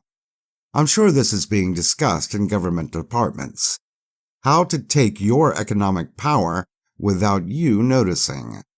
The most common method in history is to try and discredit Bitcoin in some form or fashion. The collapse of the FTX exchange, for example, many in the community believe was set up with useful idiots like Sam Bankman-Fried, SBF, to undermine the safety, security, and value of using Bitcoin at scale. The amount of malfeasance in the management of FTX may lead a thinking man to believe that this was a setup from the beginning. Bitcoin was not really the strength of FTX's business model. It was known more as a crypto casino than a Bitcoin stronghold. SBF was never a fan of Bitcoin, also sowing seeds of doubt about his veracity as a business leader in the community, operating in the community's best interest. How I think this will play out in the years to come is 95% of the shitcoins will be regulated out of society, which is a great thing, due to their being unregulated securities, thereby passing the Howey test, and having no value other than to the developers who print themselves tokens and then distribute the rest to the masses. If this alone would come to pass, Bitcoin would be infinitely better off, the culling of crypto. In the end, there should be Bitcoin, the hardest to remove, as a true invention. Ethereum will probably be grandfathered in because it can be co-opted by a national government in its entirety, or as a true template for future CBDCs and other blockchains for business. And you will have the stable coins, which are fully finished digital currencies pegged to the US dollar, but will probably end up in the hands of the centralized banking system as a turnkey currency system. I guess what I'm saying is, Bitcoin will not be banned by the government due to many legal constructs in the United States today, including use cases like religious tithing and donation being used as freedom of expression, which is effectively what money is. Bitcoin has proven that it is a form of money, and Bitcoin's ability to become a global reserve asset in the future. Chapter 38. What does AI think about Bitcoin? If you were to ask AI, "Tell me the story of Bitcoin," this is what it would respond with. The world was in a state of chaos. Governments and central banks had lost control of the economy, and inflation was skyrocketing. People were losing faith in their national currencies and were looking for a safe haven to protect their wealth. That's when a mysterious figure known only as Satoshi Nakamoto appeared on the scene. With his groundbreaking invention, he offered the world a new hope, a decentralized digital currency called Bitcoin. At first, many people were skeptical. They didn't understand how a digital currency could be a safe and reliable store of value. But Satoshi knew that by using complex cryptography and a decentralized network, he could create a currency that was immune to the manipulations of governments and banks. Slowly but surely, people began to see the beauty and power of Bitcoin. They could hold and transfer their wealth without fear of inflation or confiscation. They could make transactions without the need for banks or credit card companies. And they could do all of this securely and anonymously, without revealing their personal information. As the years passed, more and more people adopted Bitcoin, and the network grew stronger and more resilient. It became a force to be reckoned with, and governments and banks began to take notice. But even as Bitcoin gained mainstream acceptance, it never lost its original mystery and beauty. It remained a powerful and enigmatic symbol of freedom and innovation, a reminder that even in the darkest times, the human spirit can create something truly remarkable. Chapter 39. What benefits does Bitcoin have over the US dollar? Bitcoin doesn't have any debt, unlike the US dollar. Bitcoin value grows based on supply and demand. Bitcoin can't have 20% inflation a year. Bitcoin cannot be taken, only given. Bitcoin doesn't require a third-party banking system. Bitcoin has an open, public blockchain ledger, accounting for every Bitcoin transaction ever produced, unlike the US dollar. Bitcoin cannot be counterfeited, unlike the US dollar. Bitcoin doesn't have a history of losing purchasing power every single year. Bitcoin moves from your computer or phone at the speed of light, unlike the US dollar. Bitcoin can be sent anywhere for less than a penny, unlike the US dollar. Bitcoin has no centralized terms of service, so a bank or government cannot stop you from using it as you wish. Bitcoin has a white paper giving it a mission statement, a creed it must live up to, unlike the US dollar. Bitcoin doesn't have a history of being the currency used for more crime than any currency ever, like the US dollar. Chapter 40. What does Bitcoin's proof of work mean? Let's keep in mind that this is a book for Bitcoin newbies, not crusty Bitcoin veterans, so this will be a very base explanation. No digital deep dives today. In the digital economic space, I don't allow the term crypto to include Bitcoin. There are two paths you can take in the creation of a token: proof of work, the original path set by Bitcoin, and proof of stake, made famous by Ethereum, the world's largest shitcoin. They generally take you in opposite directions. Proof of work operates as the name implies. You must compete to complete an algorithmic equation against every other Bitcoin miner on Earth. You have approximately 10 minutes to solve the equation, with difficulty adjustments as needed.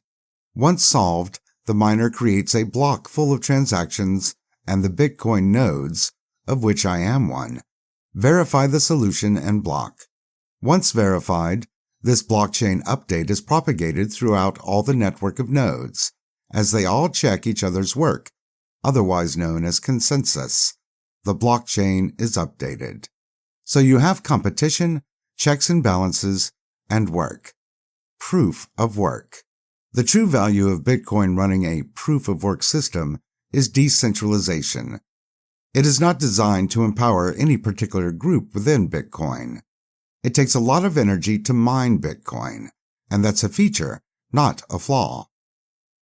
If it were easy to mine Bitcoin, then any bad actor could do it, compromising the integrity of the network and devaluing all Bitcoins. With proof of work, having more Bitcoin doesn't give you more power over the network or other Bitcoiners. This effectively empowers all users, including people new to Bitcoin.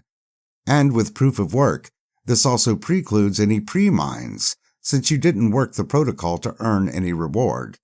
So Satoshi Nakamoto didn't get any Bitcoin until he mined them.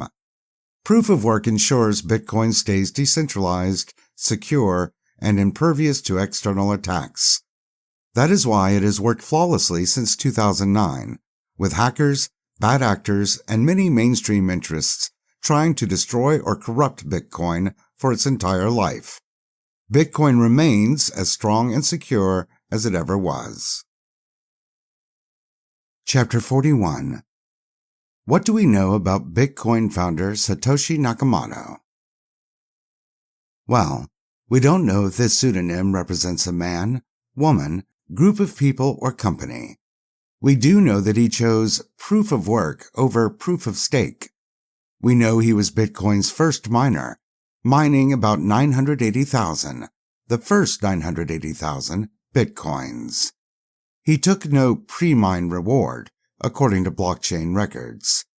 This does reveal that, early on, Bitcoin was centralized, as Bitcoin was basically the journey of one man or group or company to launch this protocol. As more miners, nodes, developers, exchanges, and users entered Bitcoin, creating a network effect, Bitcoin became decentralized over time. We also know that the wallet of Satoshi Nakamoto and his million or so Bitcoin has not been used, so this was not a money-making venture, unlike other digital economic networks where devs and founders have cashed out. We haven't even heard from Satoshi since April 26, 2011, when he said, "Make it about the open source project and give more credit to your contributors. It helps motivate them." Many believe that this is his Bitcoin address. 1.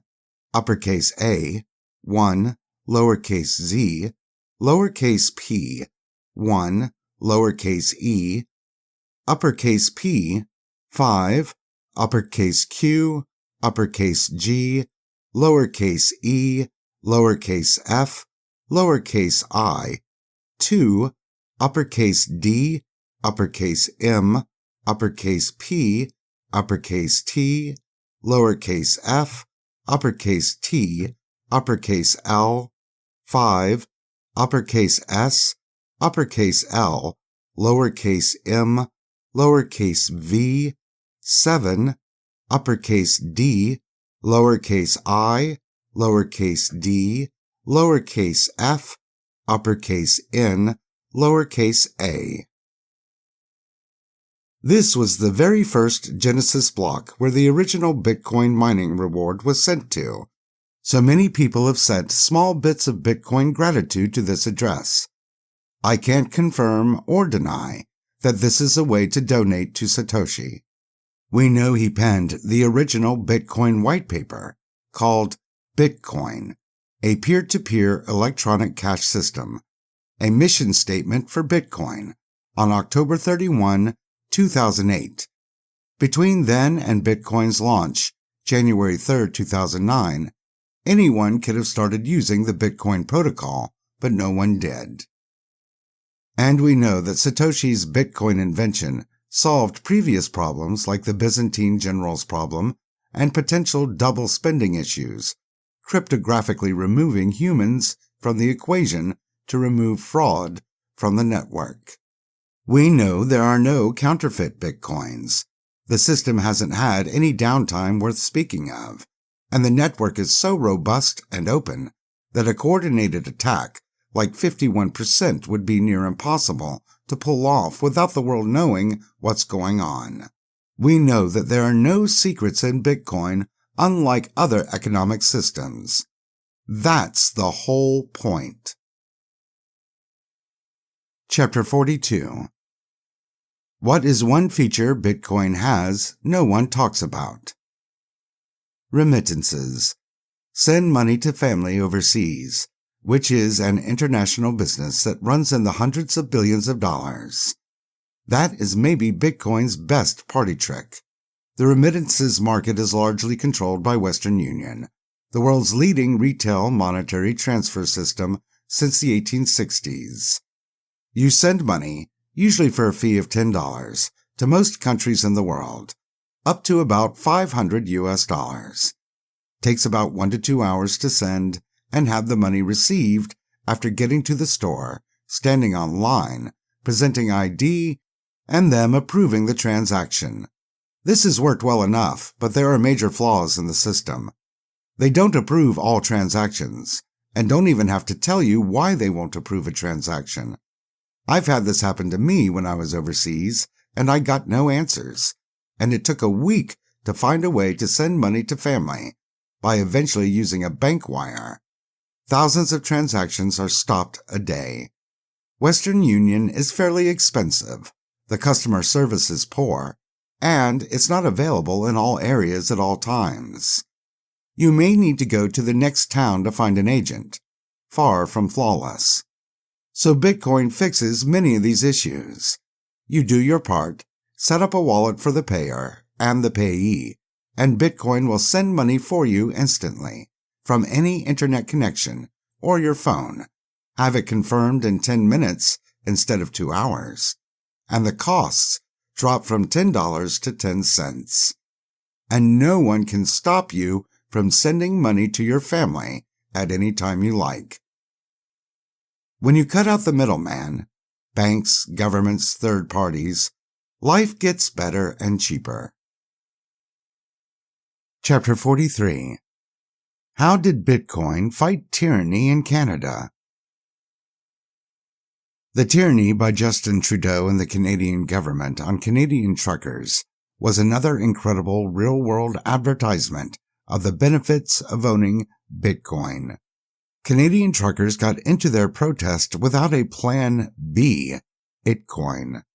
Governments always have an ace up their sleeve, and that's the ability to attack a foreign government, business, or individual by cutting them off from their economic cable of banks and economic systems they control, using corporations like GoFundMe and PayPal as their personal financial hitmen.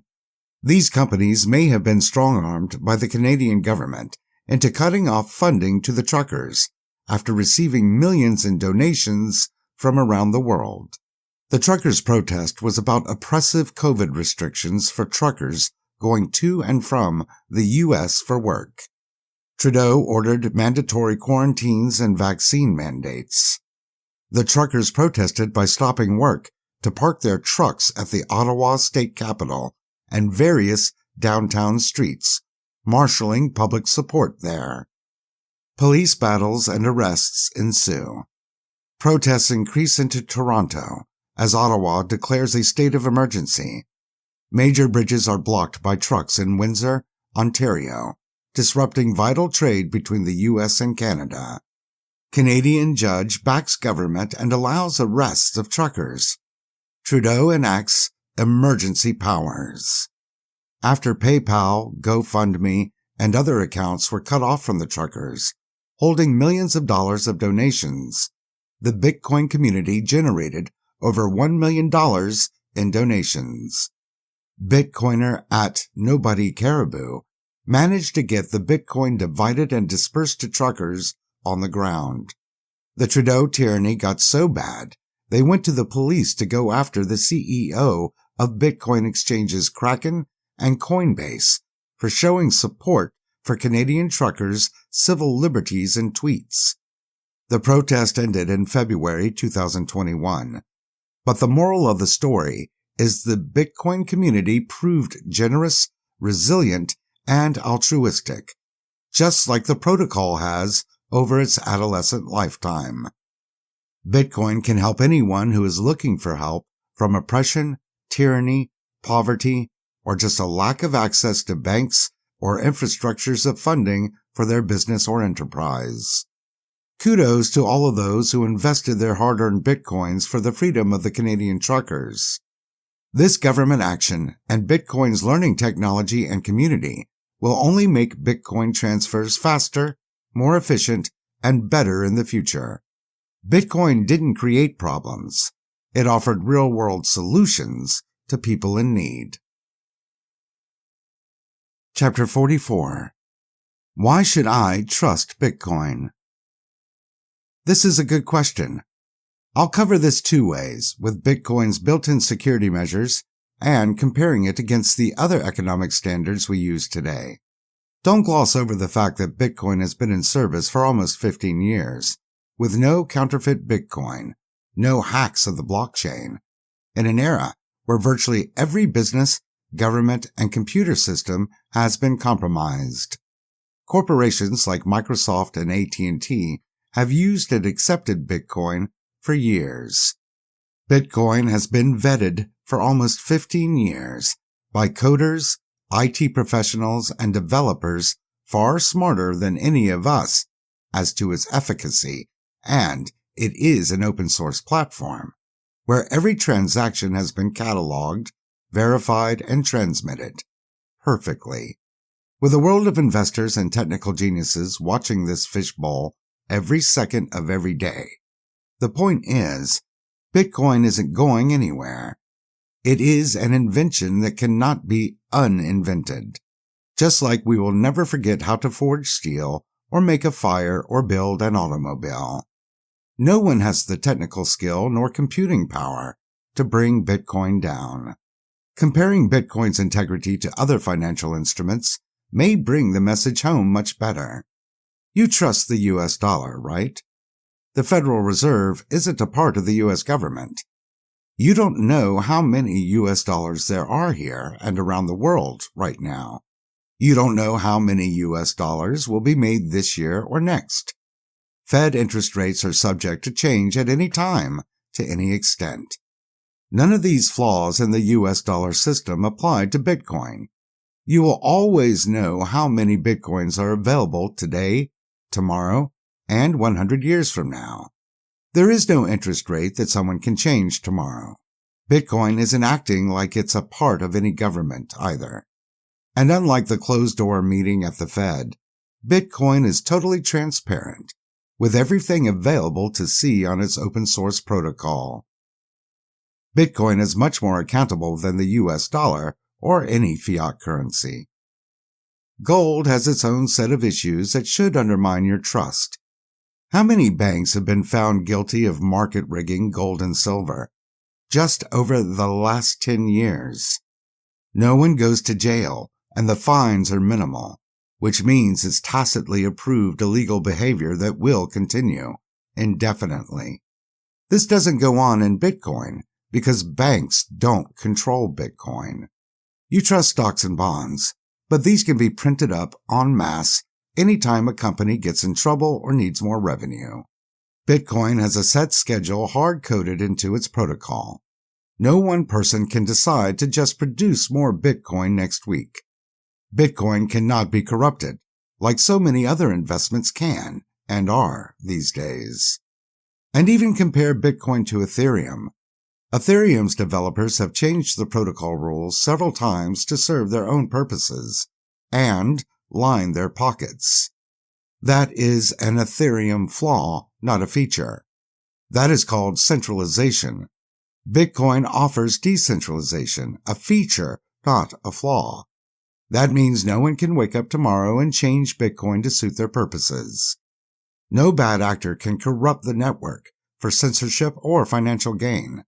Bitcoin is a secure network, unlike Ethereum.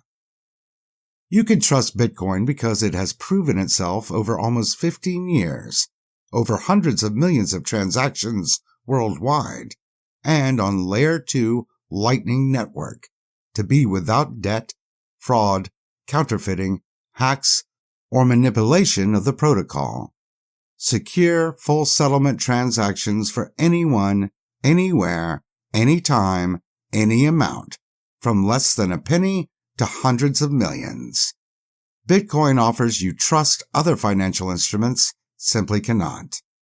Bitcoin cannot be confiscated, only given away. Bitcoin transactions are immutable, so they are emblazoned on the blockchain for all times, and the proof of its performance cannot be changed or falsified by a government, bank, law enforcement, Bitcoin user, or bad actor. It would be like trying to remove a 100-ton stone from inside the Great Pyramid of Giza.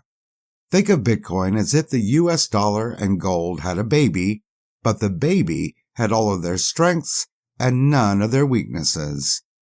The downside is you cannot hold it in your hand, and it is tricky to understand. On top of every other failsafe, you have over 100 million people, with millions of them coders, IT professionals, and computer experts invested in Bitcoin and monitoring their investment and the Bitcoin blockchain on a daily, if not hourly basis. There are hundreds of billions of dollars at stake, and everybody's financial future is on the line. People who have spent their entire adult lives investing in Bitcoin and the security of its network. If anything goes awry, there is an army of cyber hornets alerting the community and ready to attack. This system has worked as flawlessly as any system on Earth since 2009. Chapter 45. How do I access the Lightning Network? Before we talk about how to connect to the Lightning Network, let's go over what it is and how it can help you. The Lightning Network, TLN, is a Layer 2 solution. Bitcoin's blockchain would be the base layer, where you could do more transactions faster, built for speed. Think of Layer 2 as a website on top of the Internet of money. And the Lightning Network would be a payment network built specifically to move smaller Bitcoin transactions off the blockchain and move them faster for less fees.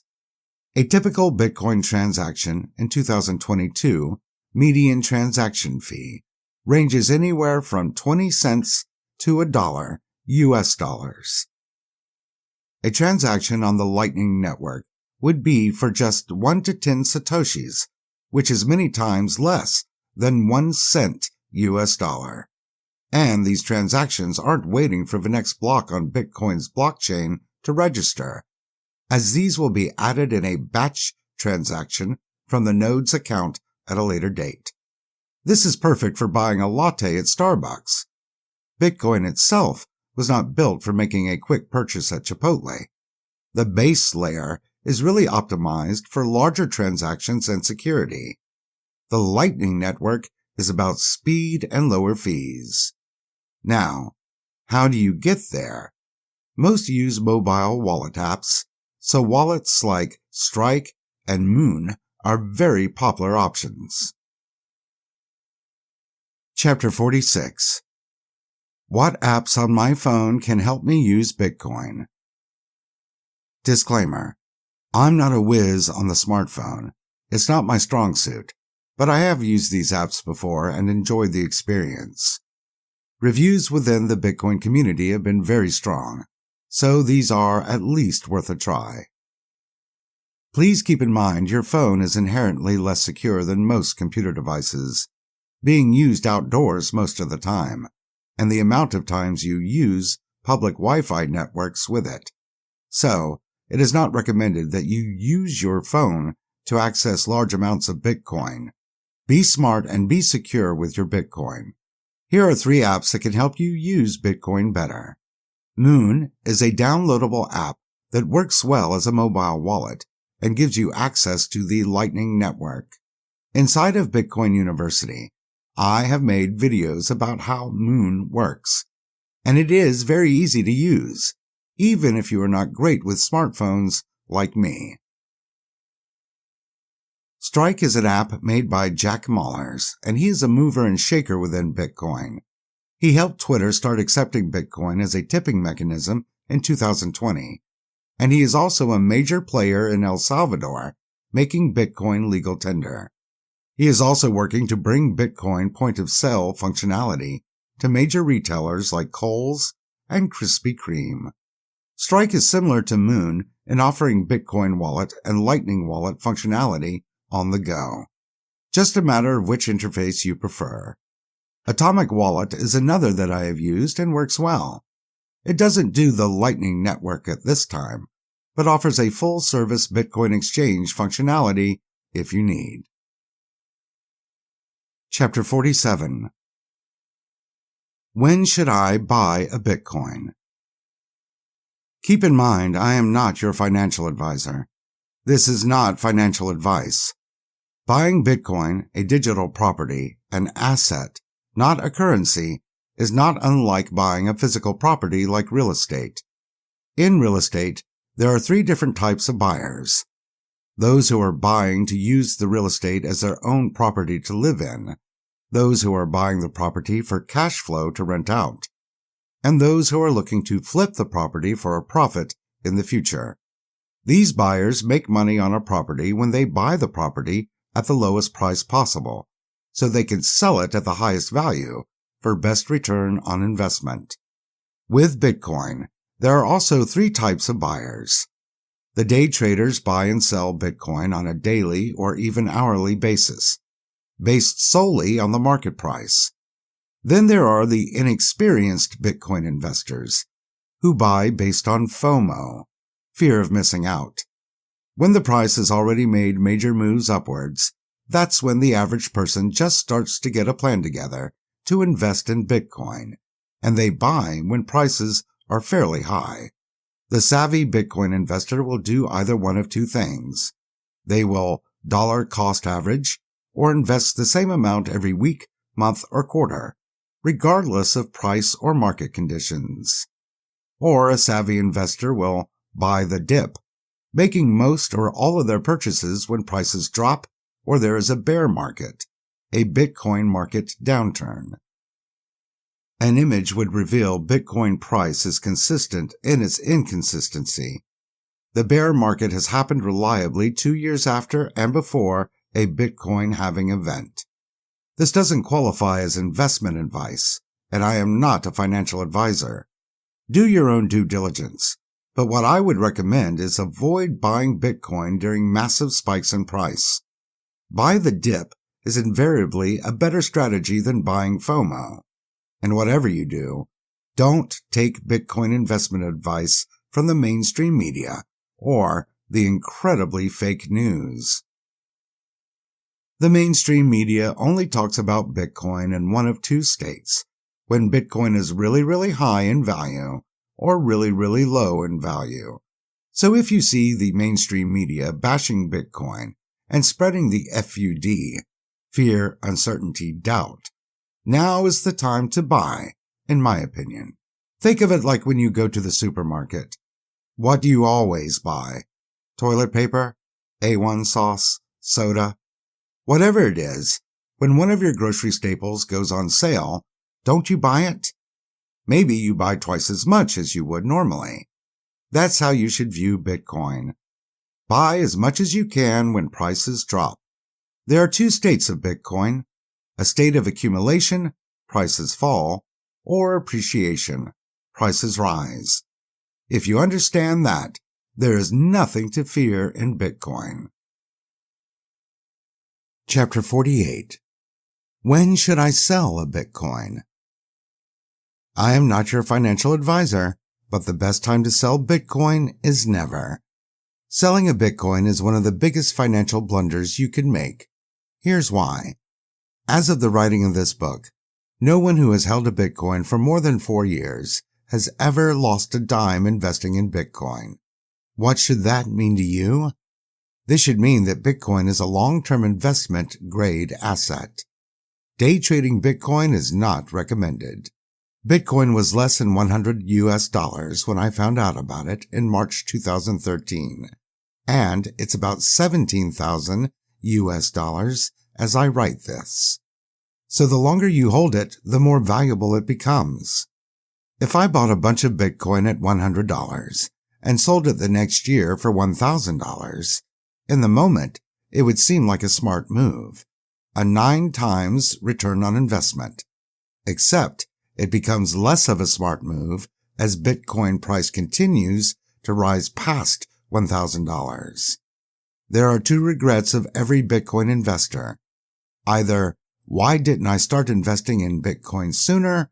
Or, why did I sell my Bitcoin?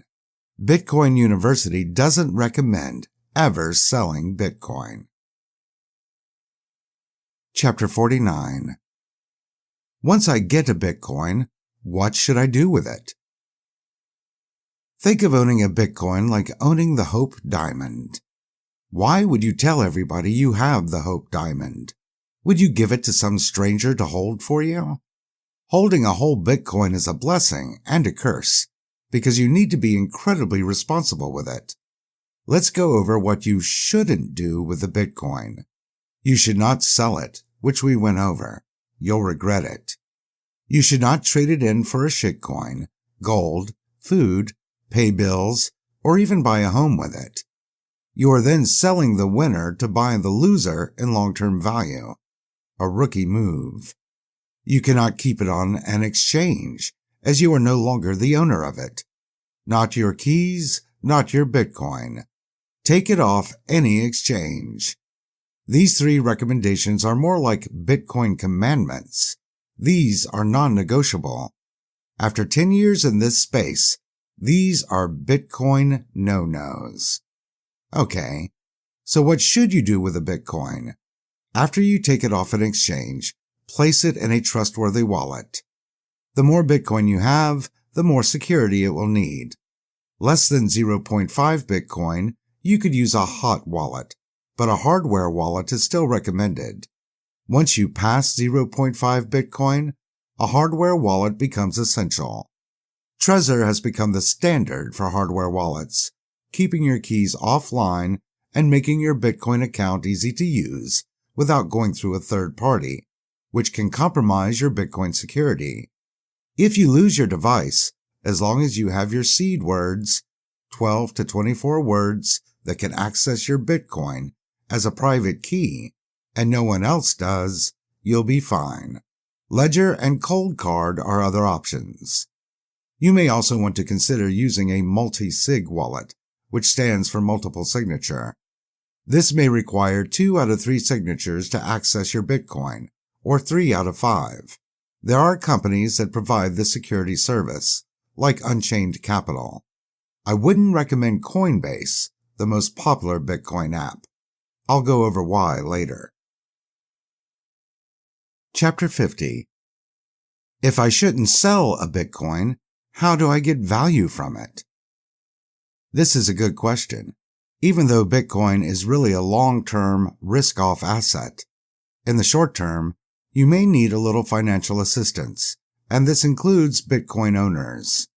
Here's what the pros do when they need to extract value from a Bitcoin. Well, first, don't sell the Bitcoin, which we went over earlier. Rookie mistake. This bears repeating. Think of Bitcoin like a stock, owning shares of a global decentralized economic network. Blocks of real estate, in Cyber Manhattan, as Michael Saylor would say. If you owned actual blocks of land in the Upper East Side of Manhattan, would you just sell it because you wanted to buy a Lambo? Not if you were smart. Okay, but you still want the Lambo. So what do? Do what the rich do when they need money. Borrow against your asset.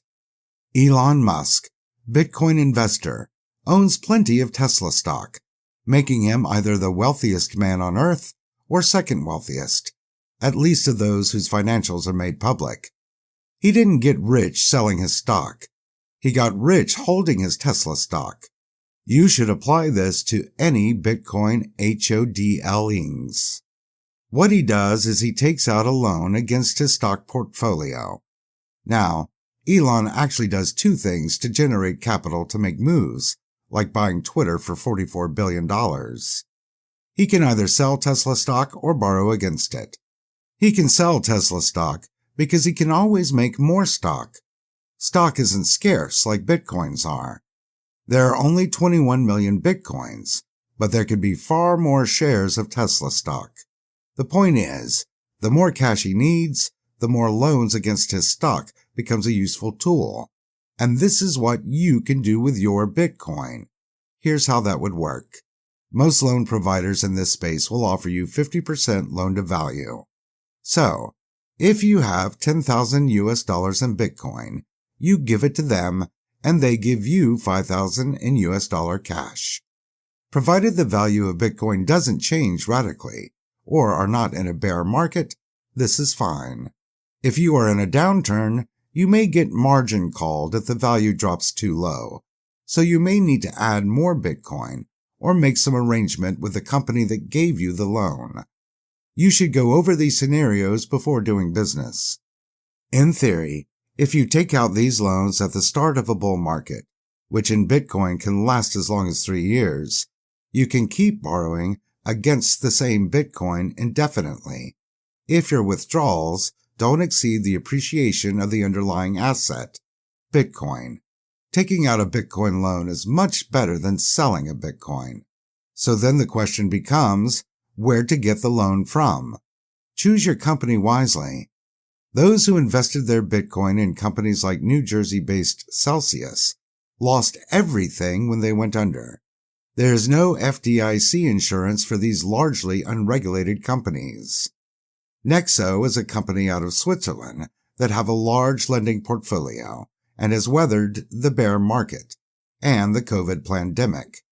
Ledin, out of Canada, also does well in Bitcoin lending. Most lenders will cater to institutional or accredited investors. They will get larger, more stable companies to deal with better rates, so it's easier the higher up in the chain you go. But there are options that have stood the test of time. Chapter 51.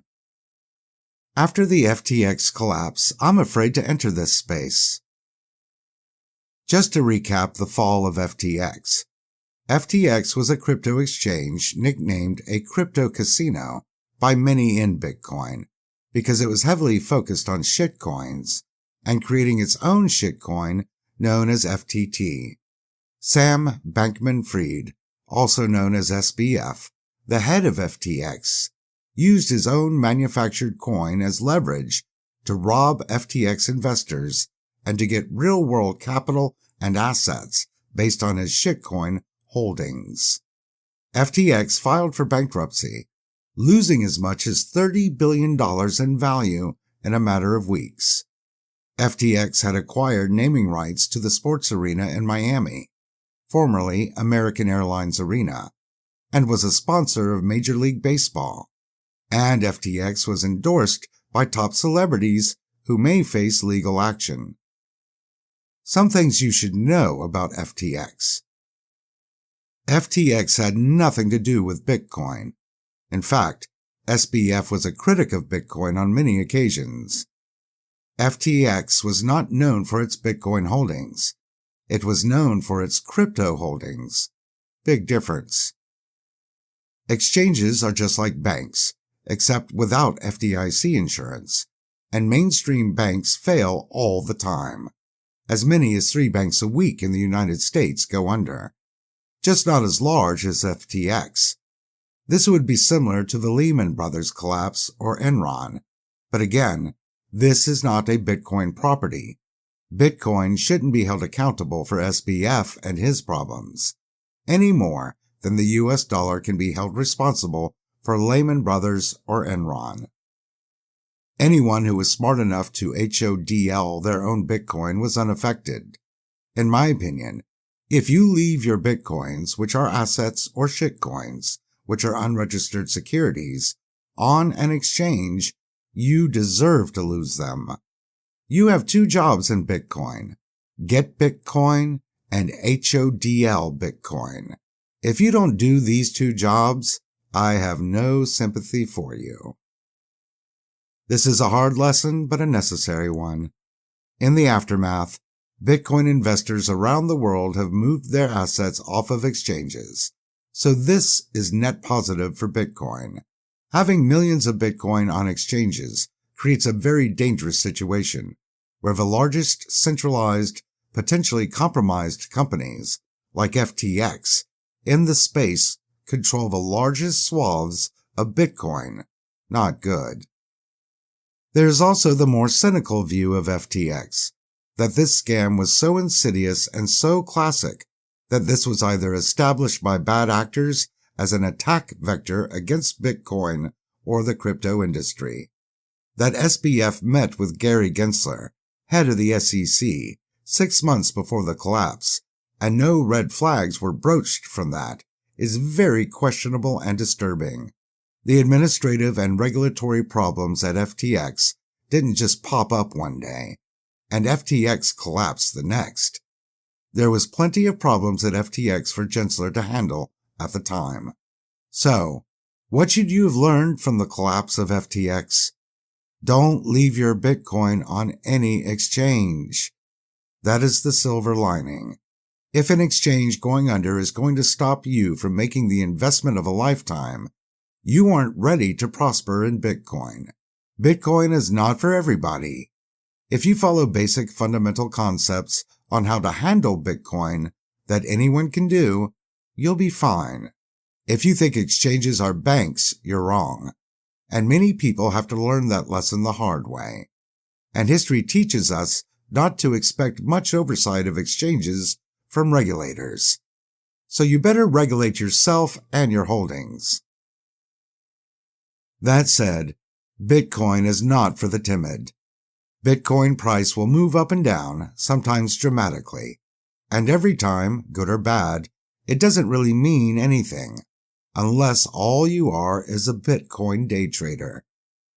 If you are in Bitcoin for the long haul, which you should be, buy it and forget it.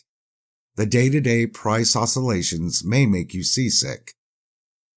Think of Bitcoin as a little sailboat trying to traverse the waves around a sinking Titanic of fiat currency, financial derivatives, and centralized corruption. The waves will be choppy, the ride will be rough, but your ship will not turn over. The fate of the Titanic is already set in stone. Being on the right side of history should bring you plenty of comfort. Chapter 52. I am not an investor in the West. How does Bitcoin help me? Bitcoin is far more exciting and useful outside of the United States and the West than inside. You wouldn't be wrong in assuming the emerging markets are what Bitcoin was made for.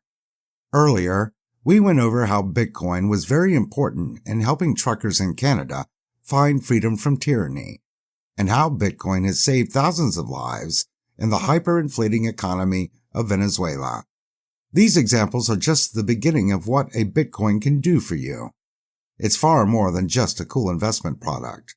In El Salvador, it gives the nation a way out of total independence, economic tyranny under the U.S. dollar. There are dozens of nations around the world who don't even have their own currency, and the U.S. dollar is used by default. This makes their independent growth and investment very difficult. They end up controlled by international loan sharks like the BIS, World Bank, and IMF, who may lend them money and probably will take their country over. It's just a matter of time. President Bukele has chosen a bold, innovative path, betting the country's economic future on Bitcoin, which I went over in a previous chapter. The timing wasn't great, as Bitcoin was coming out of a bull market and heading into some lean times. But running a nation is not a short-term venture. 10 years from now, he will be seen as a genius, and his legacy in El Salvador will live forever. Other nations will follow suit. Bitcoin has already proven it can help the populace at scale fight tyranny, hyperinflation, currency debasement, and national sale of their country. But Bitcoin as a reserve asset on a national, if not global level, will be Bitcoin's greatest achievement. There are many nations out there struggling with no currency or a currency on the brink of death. The brightest of these nations will bet on Bitcoin over the next few years and will have a much brighter future because of this bold stroke of fiscal responsibility. Investing in a financial network with no debt, no fraud, no inflation, and true transparency may make Bitcoin the perfect invention at the perfect time. Chapter 53. Can I get paid in Bitcoin? Yes. Yes, you can. Most people buy Bitcoin from third-party exchanges. Some work for Bitcoin requesting to be paid in Bitcoin for their goods or services, and post a QR code or public key, and this includes a growing number of cafes and bistros, many in the EU. Did you know you can get your paycheck in Bitcoin? There is a company called Bitwage that has been helping people receive part or all of their paycheck in Bitcoin since 2014. Bitwage has helped over 50,000 people and 2,000 companies handle their payroll in Bitcoin. They can help you in multiple fiat currencies: US dollars, Canadian dollars, euros, and British pounds. And you can get same-day service. They also are never the custodian of your funds, so you're always in control. According to Bitwage, some of the top brands in the world are using their service to offer Bitcoin wages as a benefit, including FedEx, Amazon, and Lyft. So yes, there are companies that will pay you a salary in Bitcoin. As someone who used to get paid in Bitcoin, cutting exchanges from your life is very empowering. Chapter 54. What is the biggest threat to Bitcoin? The answer is, we are. We, the users, the owners of Bitcoin, can easily destroy Bitcoin. Let me explain. Bitcoin is too robust, too big, too powerful to be overpowered within the blockchain directly. So the next attack vector would be those who hold Bitcoin ownership. If you could pool enough owners together that hold millions of Bitcoin and get them to foolishly do something to undermine the value of that ownership for a common goal, maybe they have been coerced by a government. Maybe they feel they can take over the protocol and all Bitcoin in some kind of proxy war. The next possible point of attack would be through Bitcoin exchanges, who already hold large amounts of Bitcoin. This is why I always remind new users to remove Bitcoin from exchanges. It takes the power of Bitcoin away from you and gives it to a centralized third party that can be corrupted. Now, I think this is highly unlikely, as most of the 19 million Bitcoin available at this time are not in exchanges. But the more Bitcoin is held in exchanges, the more leverage and control they have. And the more control and leverage a government, bad actor, or third party can have over the exchanges. There is absolutely no good reason to trust any exchange. They aren't insured, and they will not make you whole if they collapse, are embezzled, or a government body takes them over. They are just strangers who can exchange fiat currencies for Bitcoin. Treat them as such. The less Bitcoin is held in exchanges, the safer and more secure Bitcoin is now and in the future. Chapter 55. I've heard so much about China and Bitcoin. What is China's involvement with Bitcoin? China's involvement in Bitcoin is actually not fake news, but old news.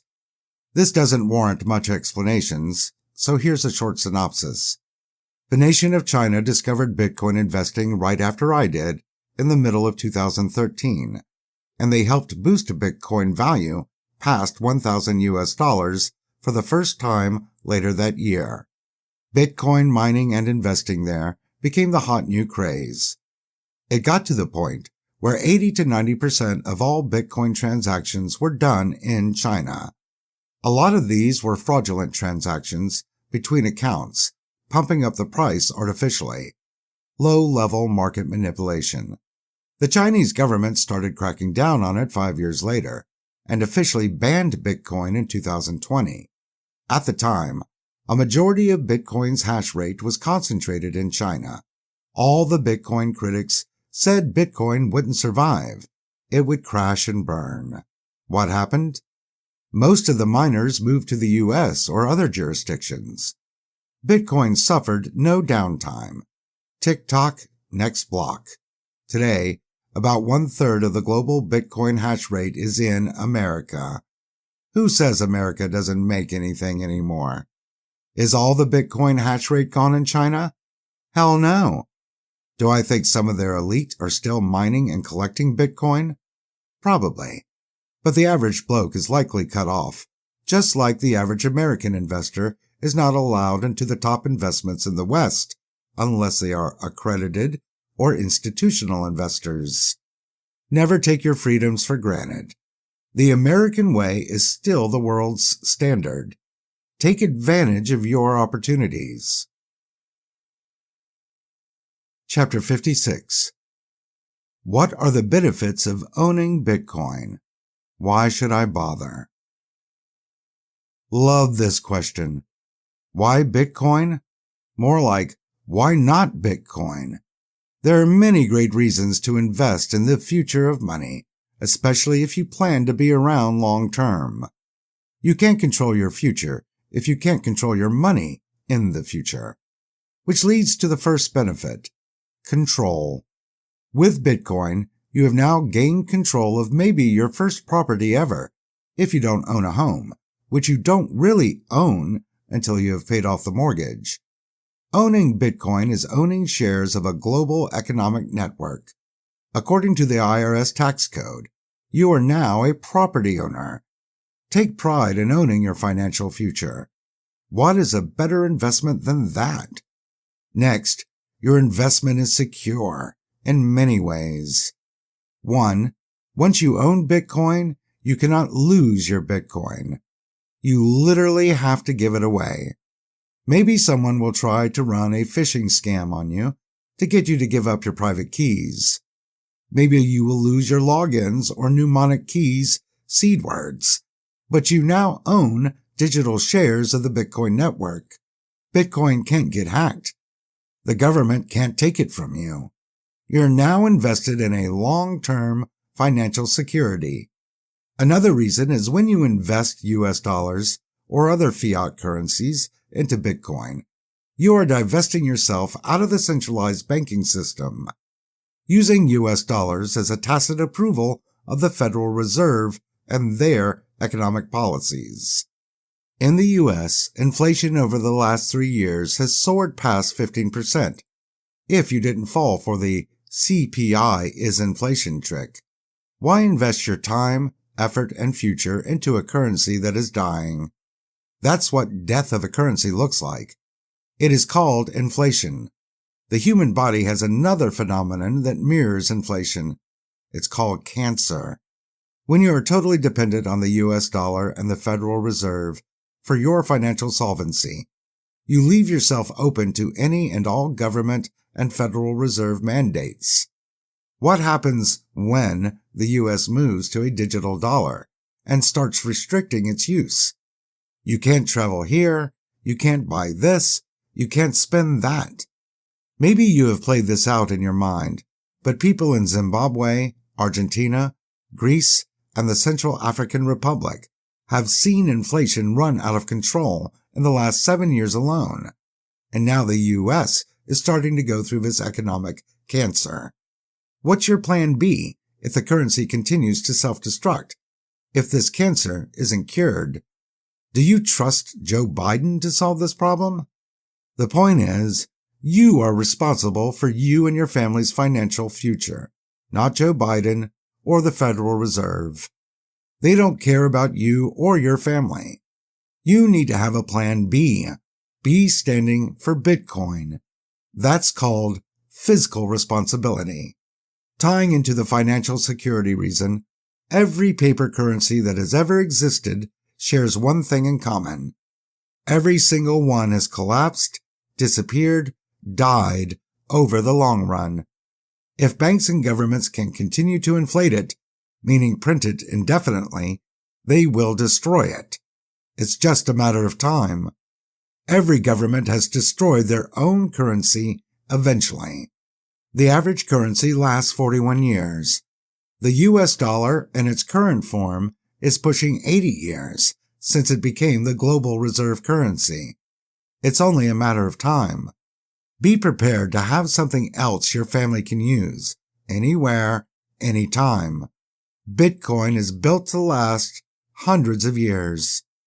Other reasons include the fantastic return on investment, which we've gone over earlier, that beats all other long-term investments, pandemic or not, recession or not. The ease and speed of transfer, the low costs of use, and the lack of ownership costs.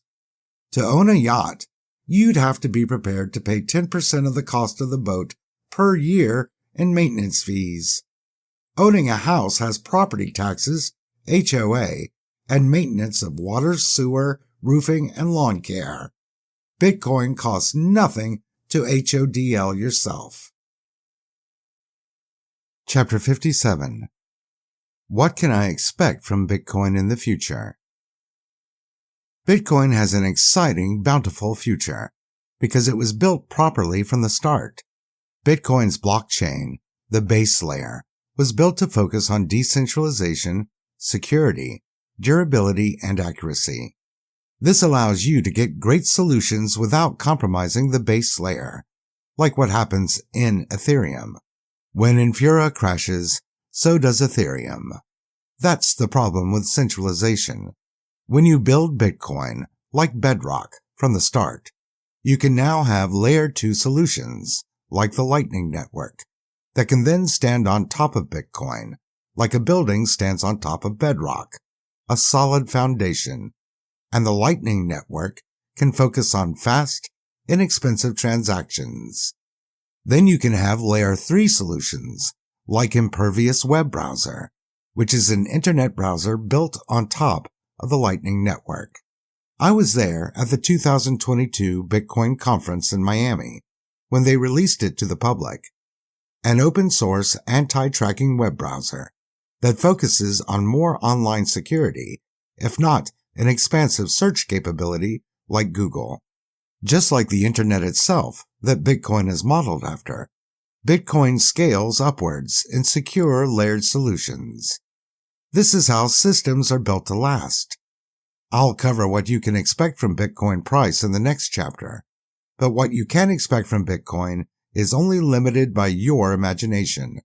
In the West, it will be seen by most as an institutional-grade investment, which is already recommended and used by top brands like the Intercontinental Exchange, BlackRock, and others. I also expect companies to use Bitcoin returns to fund things like savings and retirement accounts, with superior yields to what banks offer. Chapter 58. Give me a Bitcoin price prediction. How high can Bitcoin go? Bitcoin price is at once the most important thing about Bitcoin and the least important thing about Bitcoin. Yes, the US dollar price, the exchange rate, or whatever national currency you use is important. But if that is all you care about, you have truly missed the point. Bitcoin is not here to replace US dollars. The problem with Bitcoin price is the exchange rate couldn't have less to do with Bitcoin. When FTX collapsed, Bitcoin price dropped 15%. Why? Did FTX work for Bitcoin? No. Sam Bankman-Fried didn't even like Bitcoin and derided it at every opportunity. FTX had little to nothing to do with Bitcoin, except that you could get Bitcoins there, and you were a fool to store them there. People who did lost everything. If you inflate or manipulate the value of the US dollar, that changes the price of Bitcoin in that currency. If the national economy tanks, a lot of Bitcoin traders may dump their Bitcoin to focus on paying the bills. When Bitcoin adds Taproot or 1000 nodes or another Lightning Network provider, the market price doesn't reflect these upgrades. So again, the price of Bitcoin has little to do with Bitcoin. Having said all of that, I do have good news to report. Bitcoin price, starting here in 2023, should enter a Bitcoin bull market in the second half of this year. A Bitcoin halving is coming the spring of 2024, and the reduced Bitcoin supply will get baked into the Bitcoin price, leading up to the halving event. Bitcoin price has historically moved up 6 to 12 months before a halving, and I haven't seen anything that should change this trend. How high can Bitcoin go?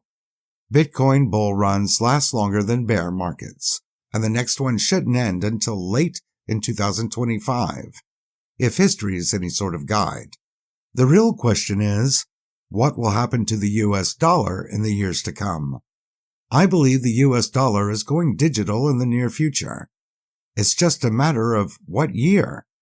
2024? 2025? When that happens, the value of the US dollar and Bitcoin will adjust significantly. Personally, I'd be surprised if Bitcoin doesn't pass 100,000 US dollars by 2025. The days of Bitcoin rising 1,400% in a year, like it did in 2017, those years are over, in my opinion. But you can never put anything past Bitcoin. In the next 3 years, rising 200 to 400% a year is much more likely, as the world needs Bitcoin more than ever. As nations collapse under the weight of their own debt and entitlement obligations, corruption is at an all-time high, and everyone is looking for a safe haven during these very uncertain times. I say the wisdom is looking at Bitcoin over 4 to 5 year periods. Bitcoin in 2028 will be significantly more valuable than it is today. That I can say with certainty. The only real question in my mind is, will we still be comparing Bitcoin to the US dollar for value? Which doesn't make much sense, but that's all we know as a human race. Or, will we start using Bitcoin as the standard of value, which makes much more sense, since it cannot be inflated at will? We should move towards a Bitcoin standard, just as we employed a gold standard a century ago. That would be a brighter future. Chapter 59. Which Bitcoin exchange should I use? The Bitcoin exchange isn't a very important variable, since you are using them just to exchange funds, not store Bitcoin. However, there are traits I hold dear and would recommend you consider. 1. Exchanges are not banks. The two most important rules in Bitcoin are exchanges are not banks and not your keys, not your Bitcoin. Possession is 10/10 of the law inside of Bitcoin, so keep your assets off exchanges.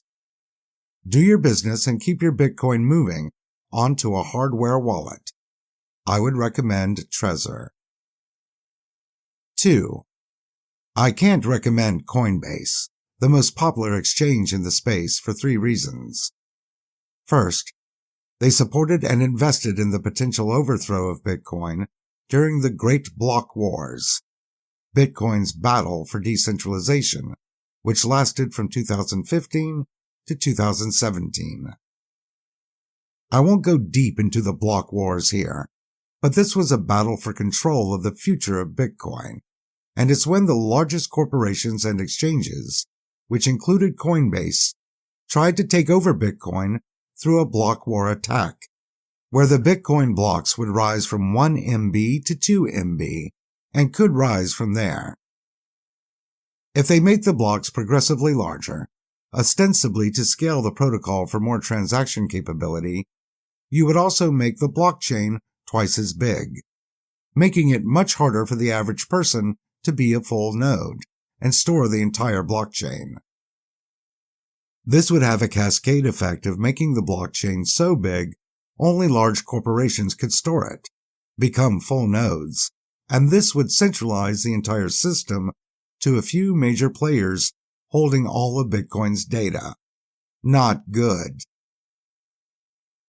Coinbase and the corporate takeover failed as they couldn't gain consensus, and the nodes wouldn't run their SegWit2x program, so the integrity of the protocol remained.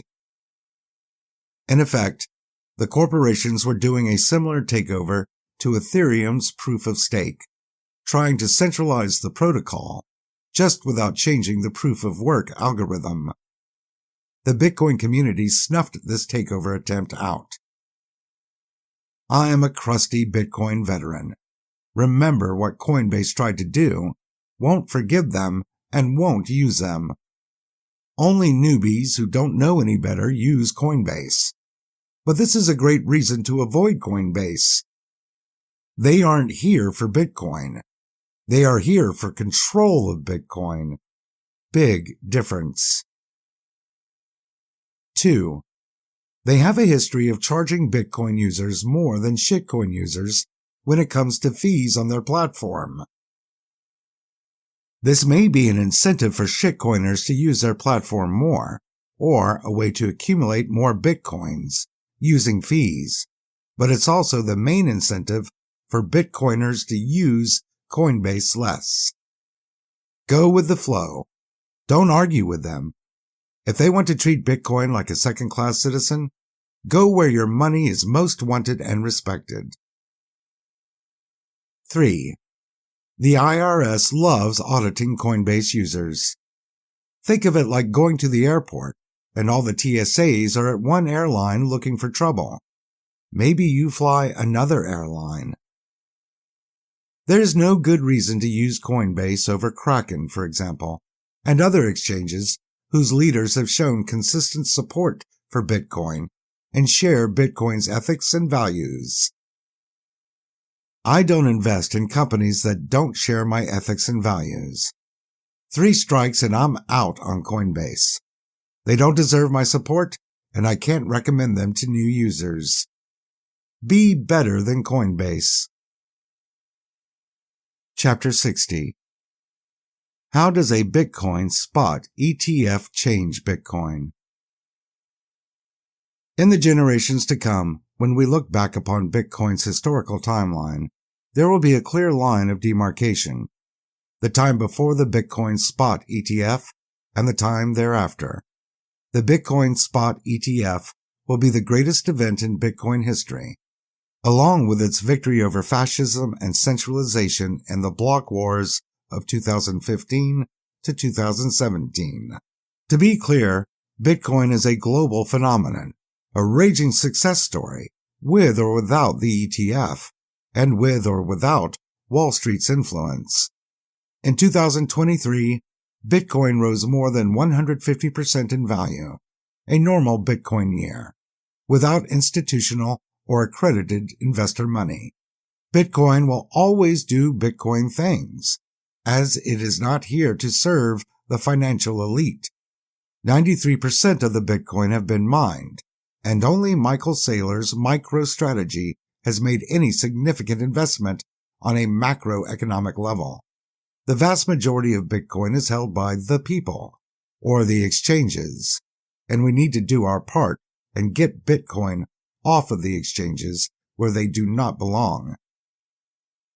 As we sit here at the start of 2024, several corporations are chomping at the bit to launch a Bitcoin spot ETF. These included the world's largest asset manager, BlackRock, with approximately $10 trillion in assets under management, AUM. Other top investment names include ARK Investments, Fidelity, and Franklin Templeton. What is a spot ETF? The shorthand of it is, it's an investment where the asset managers need to hold the asset in order to collect the investments from their clients. They own a piece of the fund's assets, but get a cash profit, not actual Bitcoin, and Bitcoin is not required to invest. This benefits clients in convenience as they don't have to handle Bitcoin directly and can treat it more like any other stock purchase done through a trusted third party. The asset manager will need to actually hold Bitcoins at a 1-to-1 reserve ratio compared to the amount of money invested in the fund. So, if $100 million is in the fund, the asset manager needs to hold $100 million in Bitcoin. This is virtually the opposite of a Bitcoin futures ETF, where Bitcoins are not held and bets on the future price of Bitcoin are made, which leads to more market manipulation in the form of shorting the price than anything else. So, how will an ETF affect Bitcoin's price and value? Well, this will have a positive effect for many reasons. Brand awareness and credibility rise exponentially. If BlackRock is willing to invest heavily in Bitcoin, why wouldn't you? Increased adoption by more buyers, including smaller corporations, family trusts, day traders, and hedge funds, unlocking potentially trillions of dollars of liquidity into the Bitcoin market. Also, this would significantly reduce Bitcoin's market supply over the next 2 years.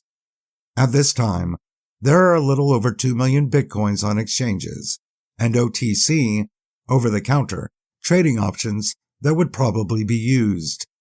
If you have several corporations who have massive books and need massive amounts of Bitcoin to fund their ETF, it won't be very long before OTC and exchange supplies are exhausted.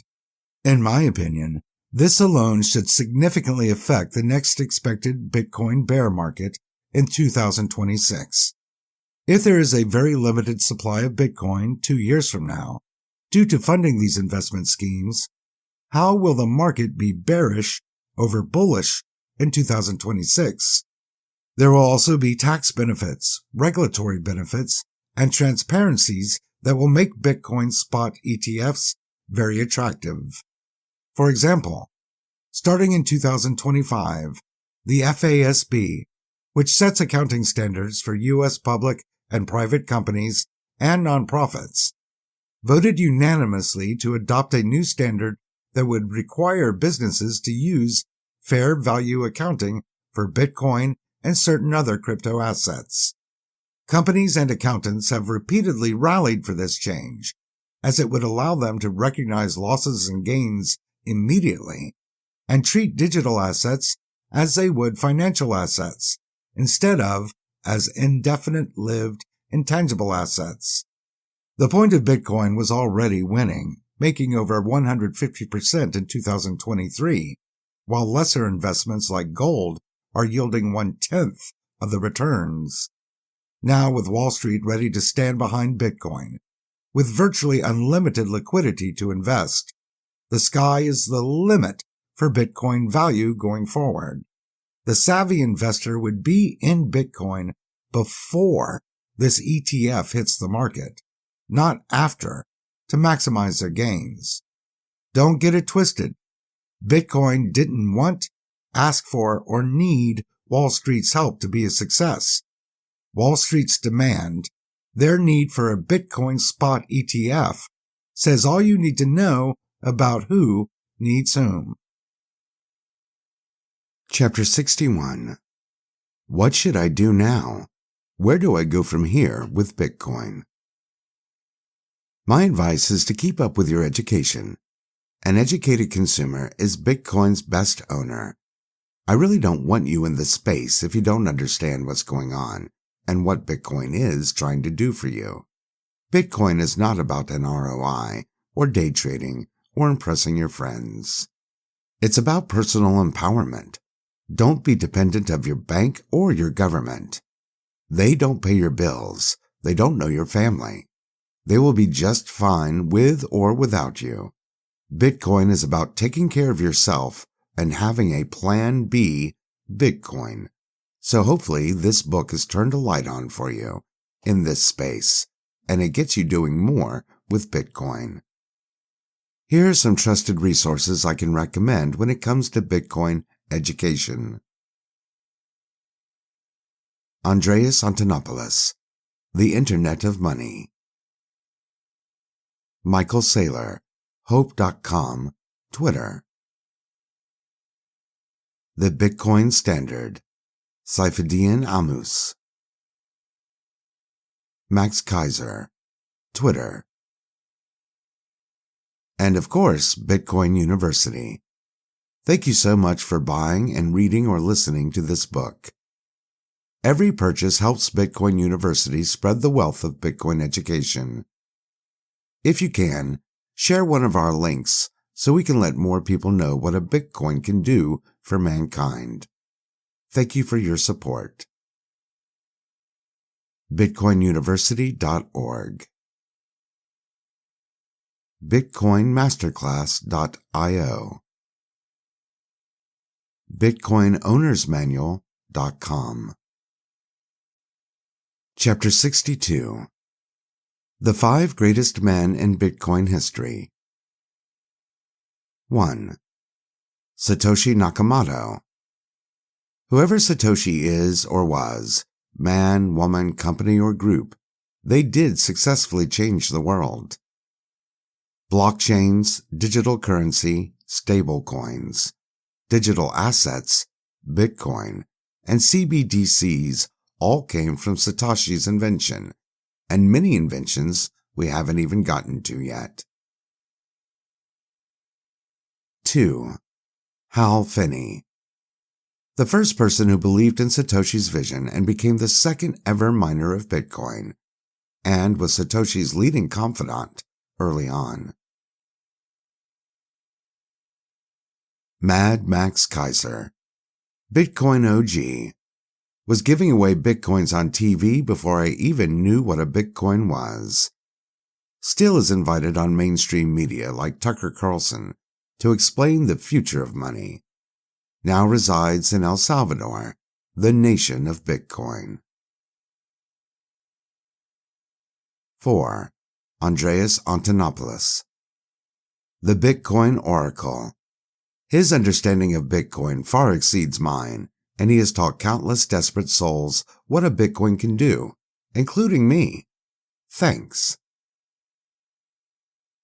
5. Michael Saylor, The Bitcoin Billionaire. Why he is a tech giant isn't hard to understand. Devotes his time to enlightening the people, and does it expertly.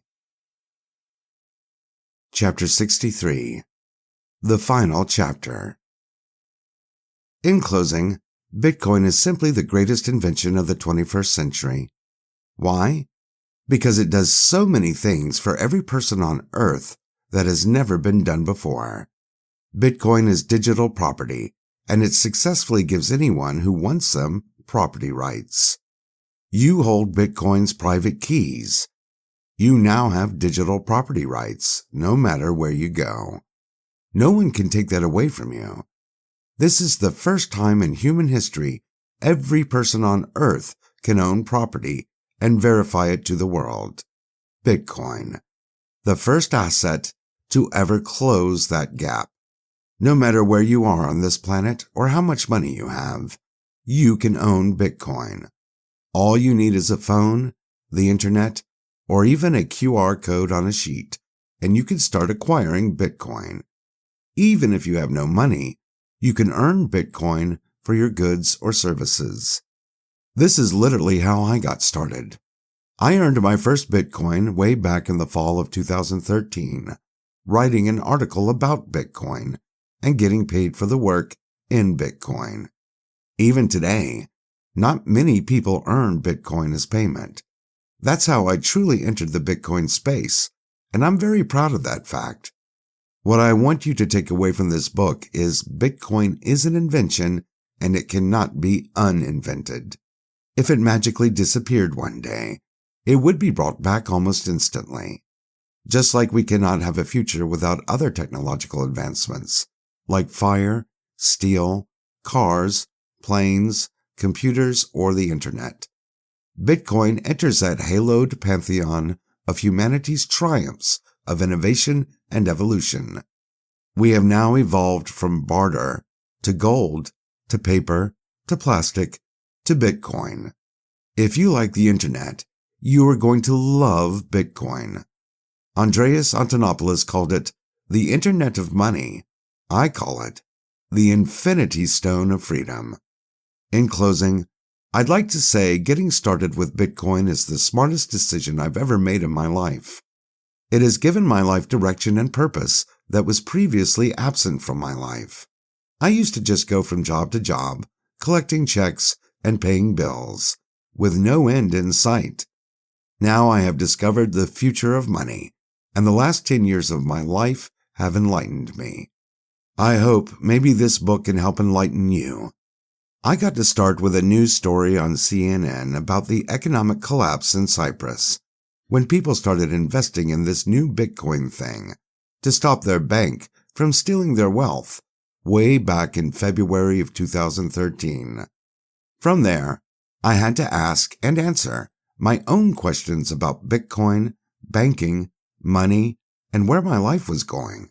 Was I going to swear allegiance to the centralized banking cabal? Or was I going to forge a new path for my life? I ended up on the right side of history, and I hope you get there too. The Queen Mary was a social worker, and she always taught me to support myself, but always help others. And Bitcoin University is my quest to accomplish both. My goal here isn't to make $1 million. It is to make my mother proud of what I can do. So what should you do now? Here are some suggestions from Bitcoin University. 1. Get educated about Bitcoin. Reading or listening to this book is a great start, and hopefully it helped you see what this invention can do for you. Keep learning more about Bitcoin at bitcoinuniversity.org. 2. Did I tell you that you don't need to buy full Bitcoins to get started? You can start with $10 if you want. Dollar cost average, DCA, every paycheck, or even have Bitcoin purchases deducted from your paycheck. The going price for a full Bitcoin is just a reference point, not a starting point. You can buy more or less than one Bitcoin. 3. Get some Bitcoin. The first purchase is the hardest. If you can only get $10, get it. Just get started. You'll be glad you did. 4. Take it off any exchange or third party. Get a hardware wallet and HODL your Bitcoin, not your keys, not your Bitcoin. 5. Figure out how to get more Bitcoin. Have it taken out of your paycheck, which we went over earlier. Buy some. Work for Bitcoin. Just keep building your digital new worth. 6. There is Bitcoin and there are shitcoins. There is a difference. Your part is to know the difference. 7. Ask your local retailer if they accept Bitcoin. This will help further adoption, and you can use some of the reasons why businesses should use Bitcoin found in this book. 8. Support businesses that are pushing Bitcoin adoption and education, or accept Bitcoin, like AT&T, Microsoft, and Dish Network. 9. Follow leading Bitcoiners on Twitter, like Max Kaiser and Michael Saylor. 10. Attend local events in your area and international events, like the annual conference in Miami. 11. Don't be afraid to bring Bitcoin up with your friends. Once you have a solid education under you, strike up that conversation. Maybe even mention bitcoinuniversity.org. Thanks for reading or listening to my book and supporting bitcoinuniversity.org. The mainstream has not done a very good job supporting what we are trying to do, getting away from the tyranny of the big banks and building a way to protect personal economic sovereignty, especially if nations are heading to a centralized digital economic system. If that doesn't work in your favor, find a better path. Plan ahead. When big banks and governments get together on economic policy, don't expect your family's best interests to be at the forefront of their plans. Bitcoin puts users first.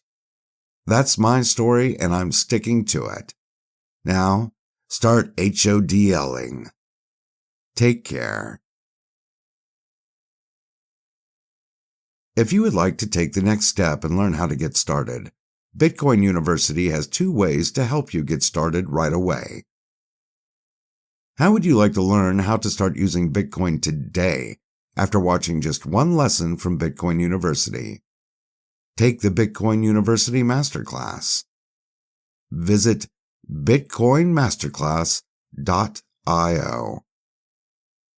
The Book of Bitcoin is a great place to start, and the Bitcoin University Masterclass will get you started today. But what if you wanted the keys to the Bitcoin kingdom? What if you want it all and want it now? Our highest level of education is the Bitcoin Owner's Manual. 80 videos, 4 books. You'll even earn a Bachelor of Bitcoin degree from Bitcoin U. Visit bitcoinownersmanual.com. Chapter 64. One more thing. Every Bitcoin that will ever be produced will be bought, mined, or held by someone. With that in mind, this book isn't here to sell Bitcoin to you. All the Bitcoins are sold. It is here to explain why Bitcoin is here, why it is the greatest invention and greatest investment of the 21st century, and why you should add it to your investment portfolio. If you do or do not, it doesn't affect me. My investments are not affected by what you do. I did all of this research over these many years, so I lived up to the Queen's standard of giving back to the community. And I paid back Bitcoin for all it's done for me. Someone needs to tell Bitcoin's story from Bitcoin's side, the right side of history. If you enjoyed the book and it gave you value, teaching you new things about this amazing technology, please share your thoughts on Amazon. This is the end of the Book of Bitcoin. If this book brought you any value, if you would be so kind, please send us a selfie video with your thoughts to bitcoinuniversity@email.com. Thanks for your support. Thank you for picking up the Book of Bitcoin. And happy hodling. You have been listening to The Book of Bitcoin, 2nd edition, written by Evander Smart, founder of Bitcoin University, brought to you by Bitcoin University and Better Technology Consulting Incorporated. Website, bitcoinuniversity.org. Narrated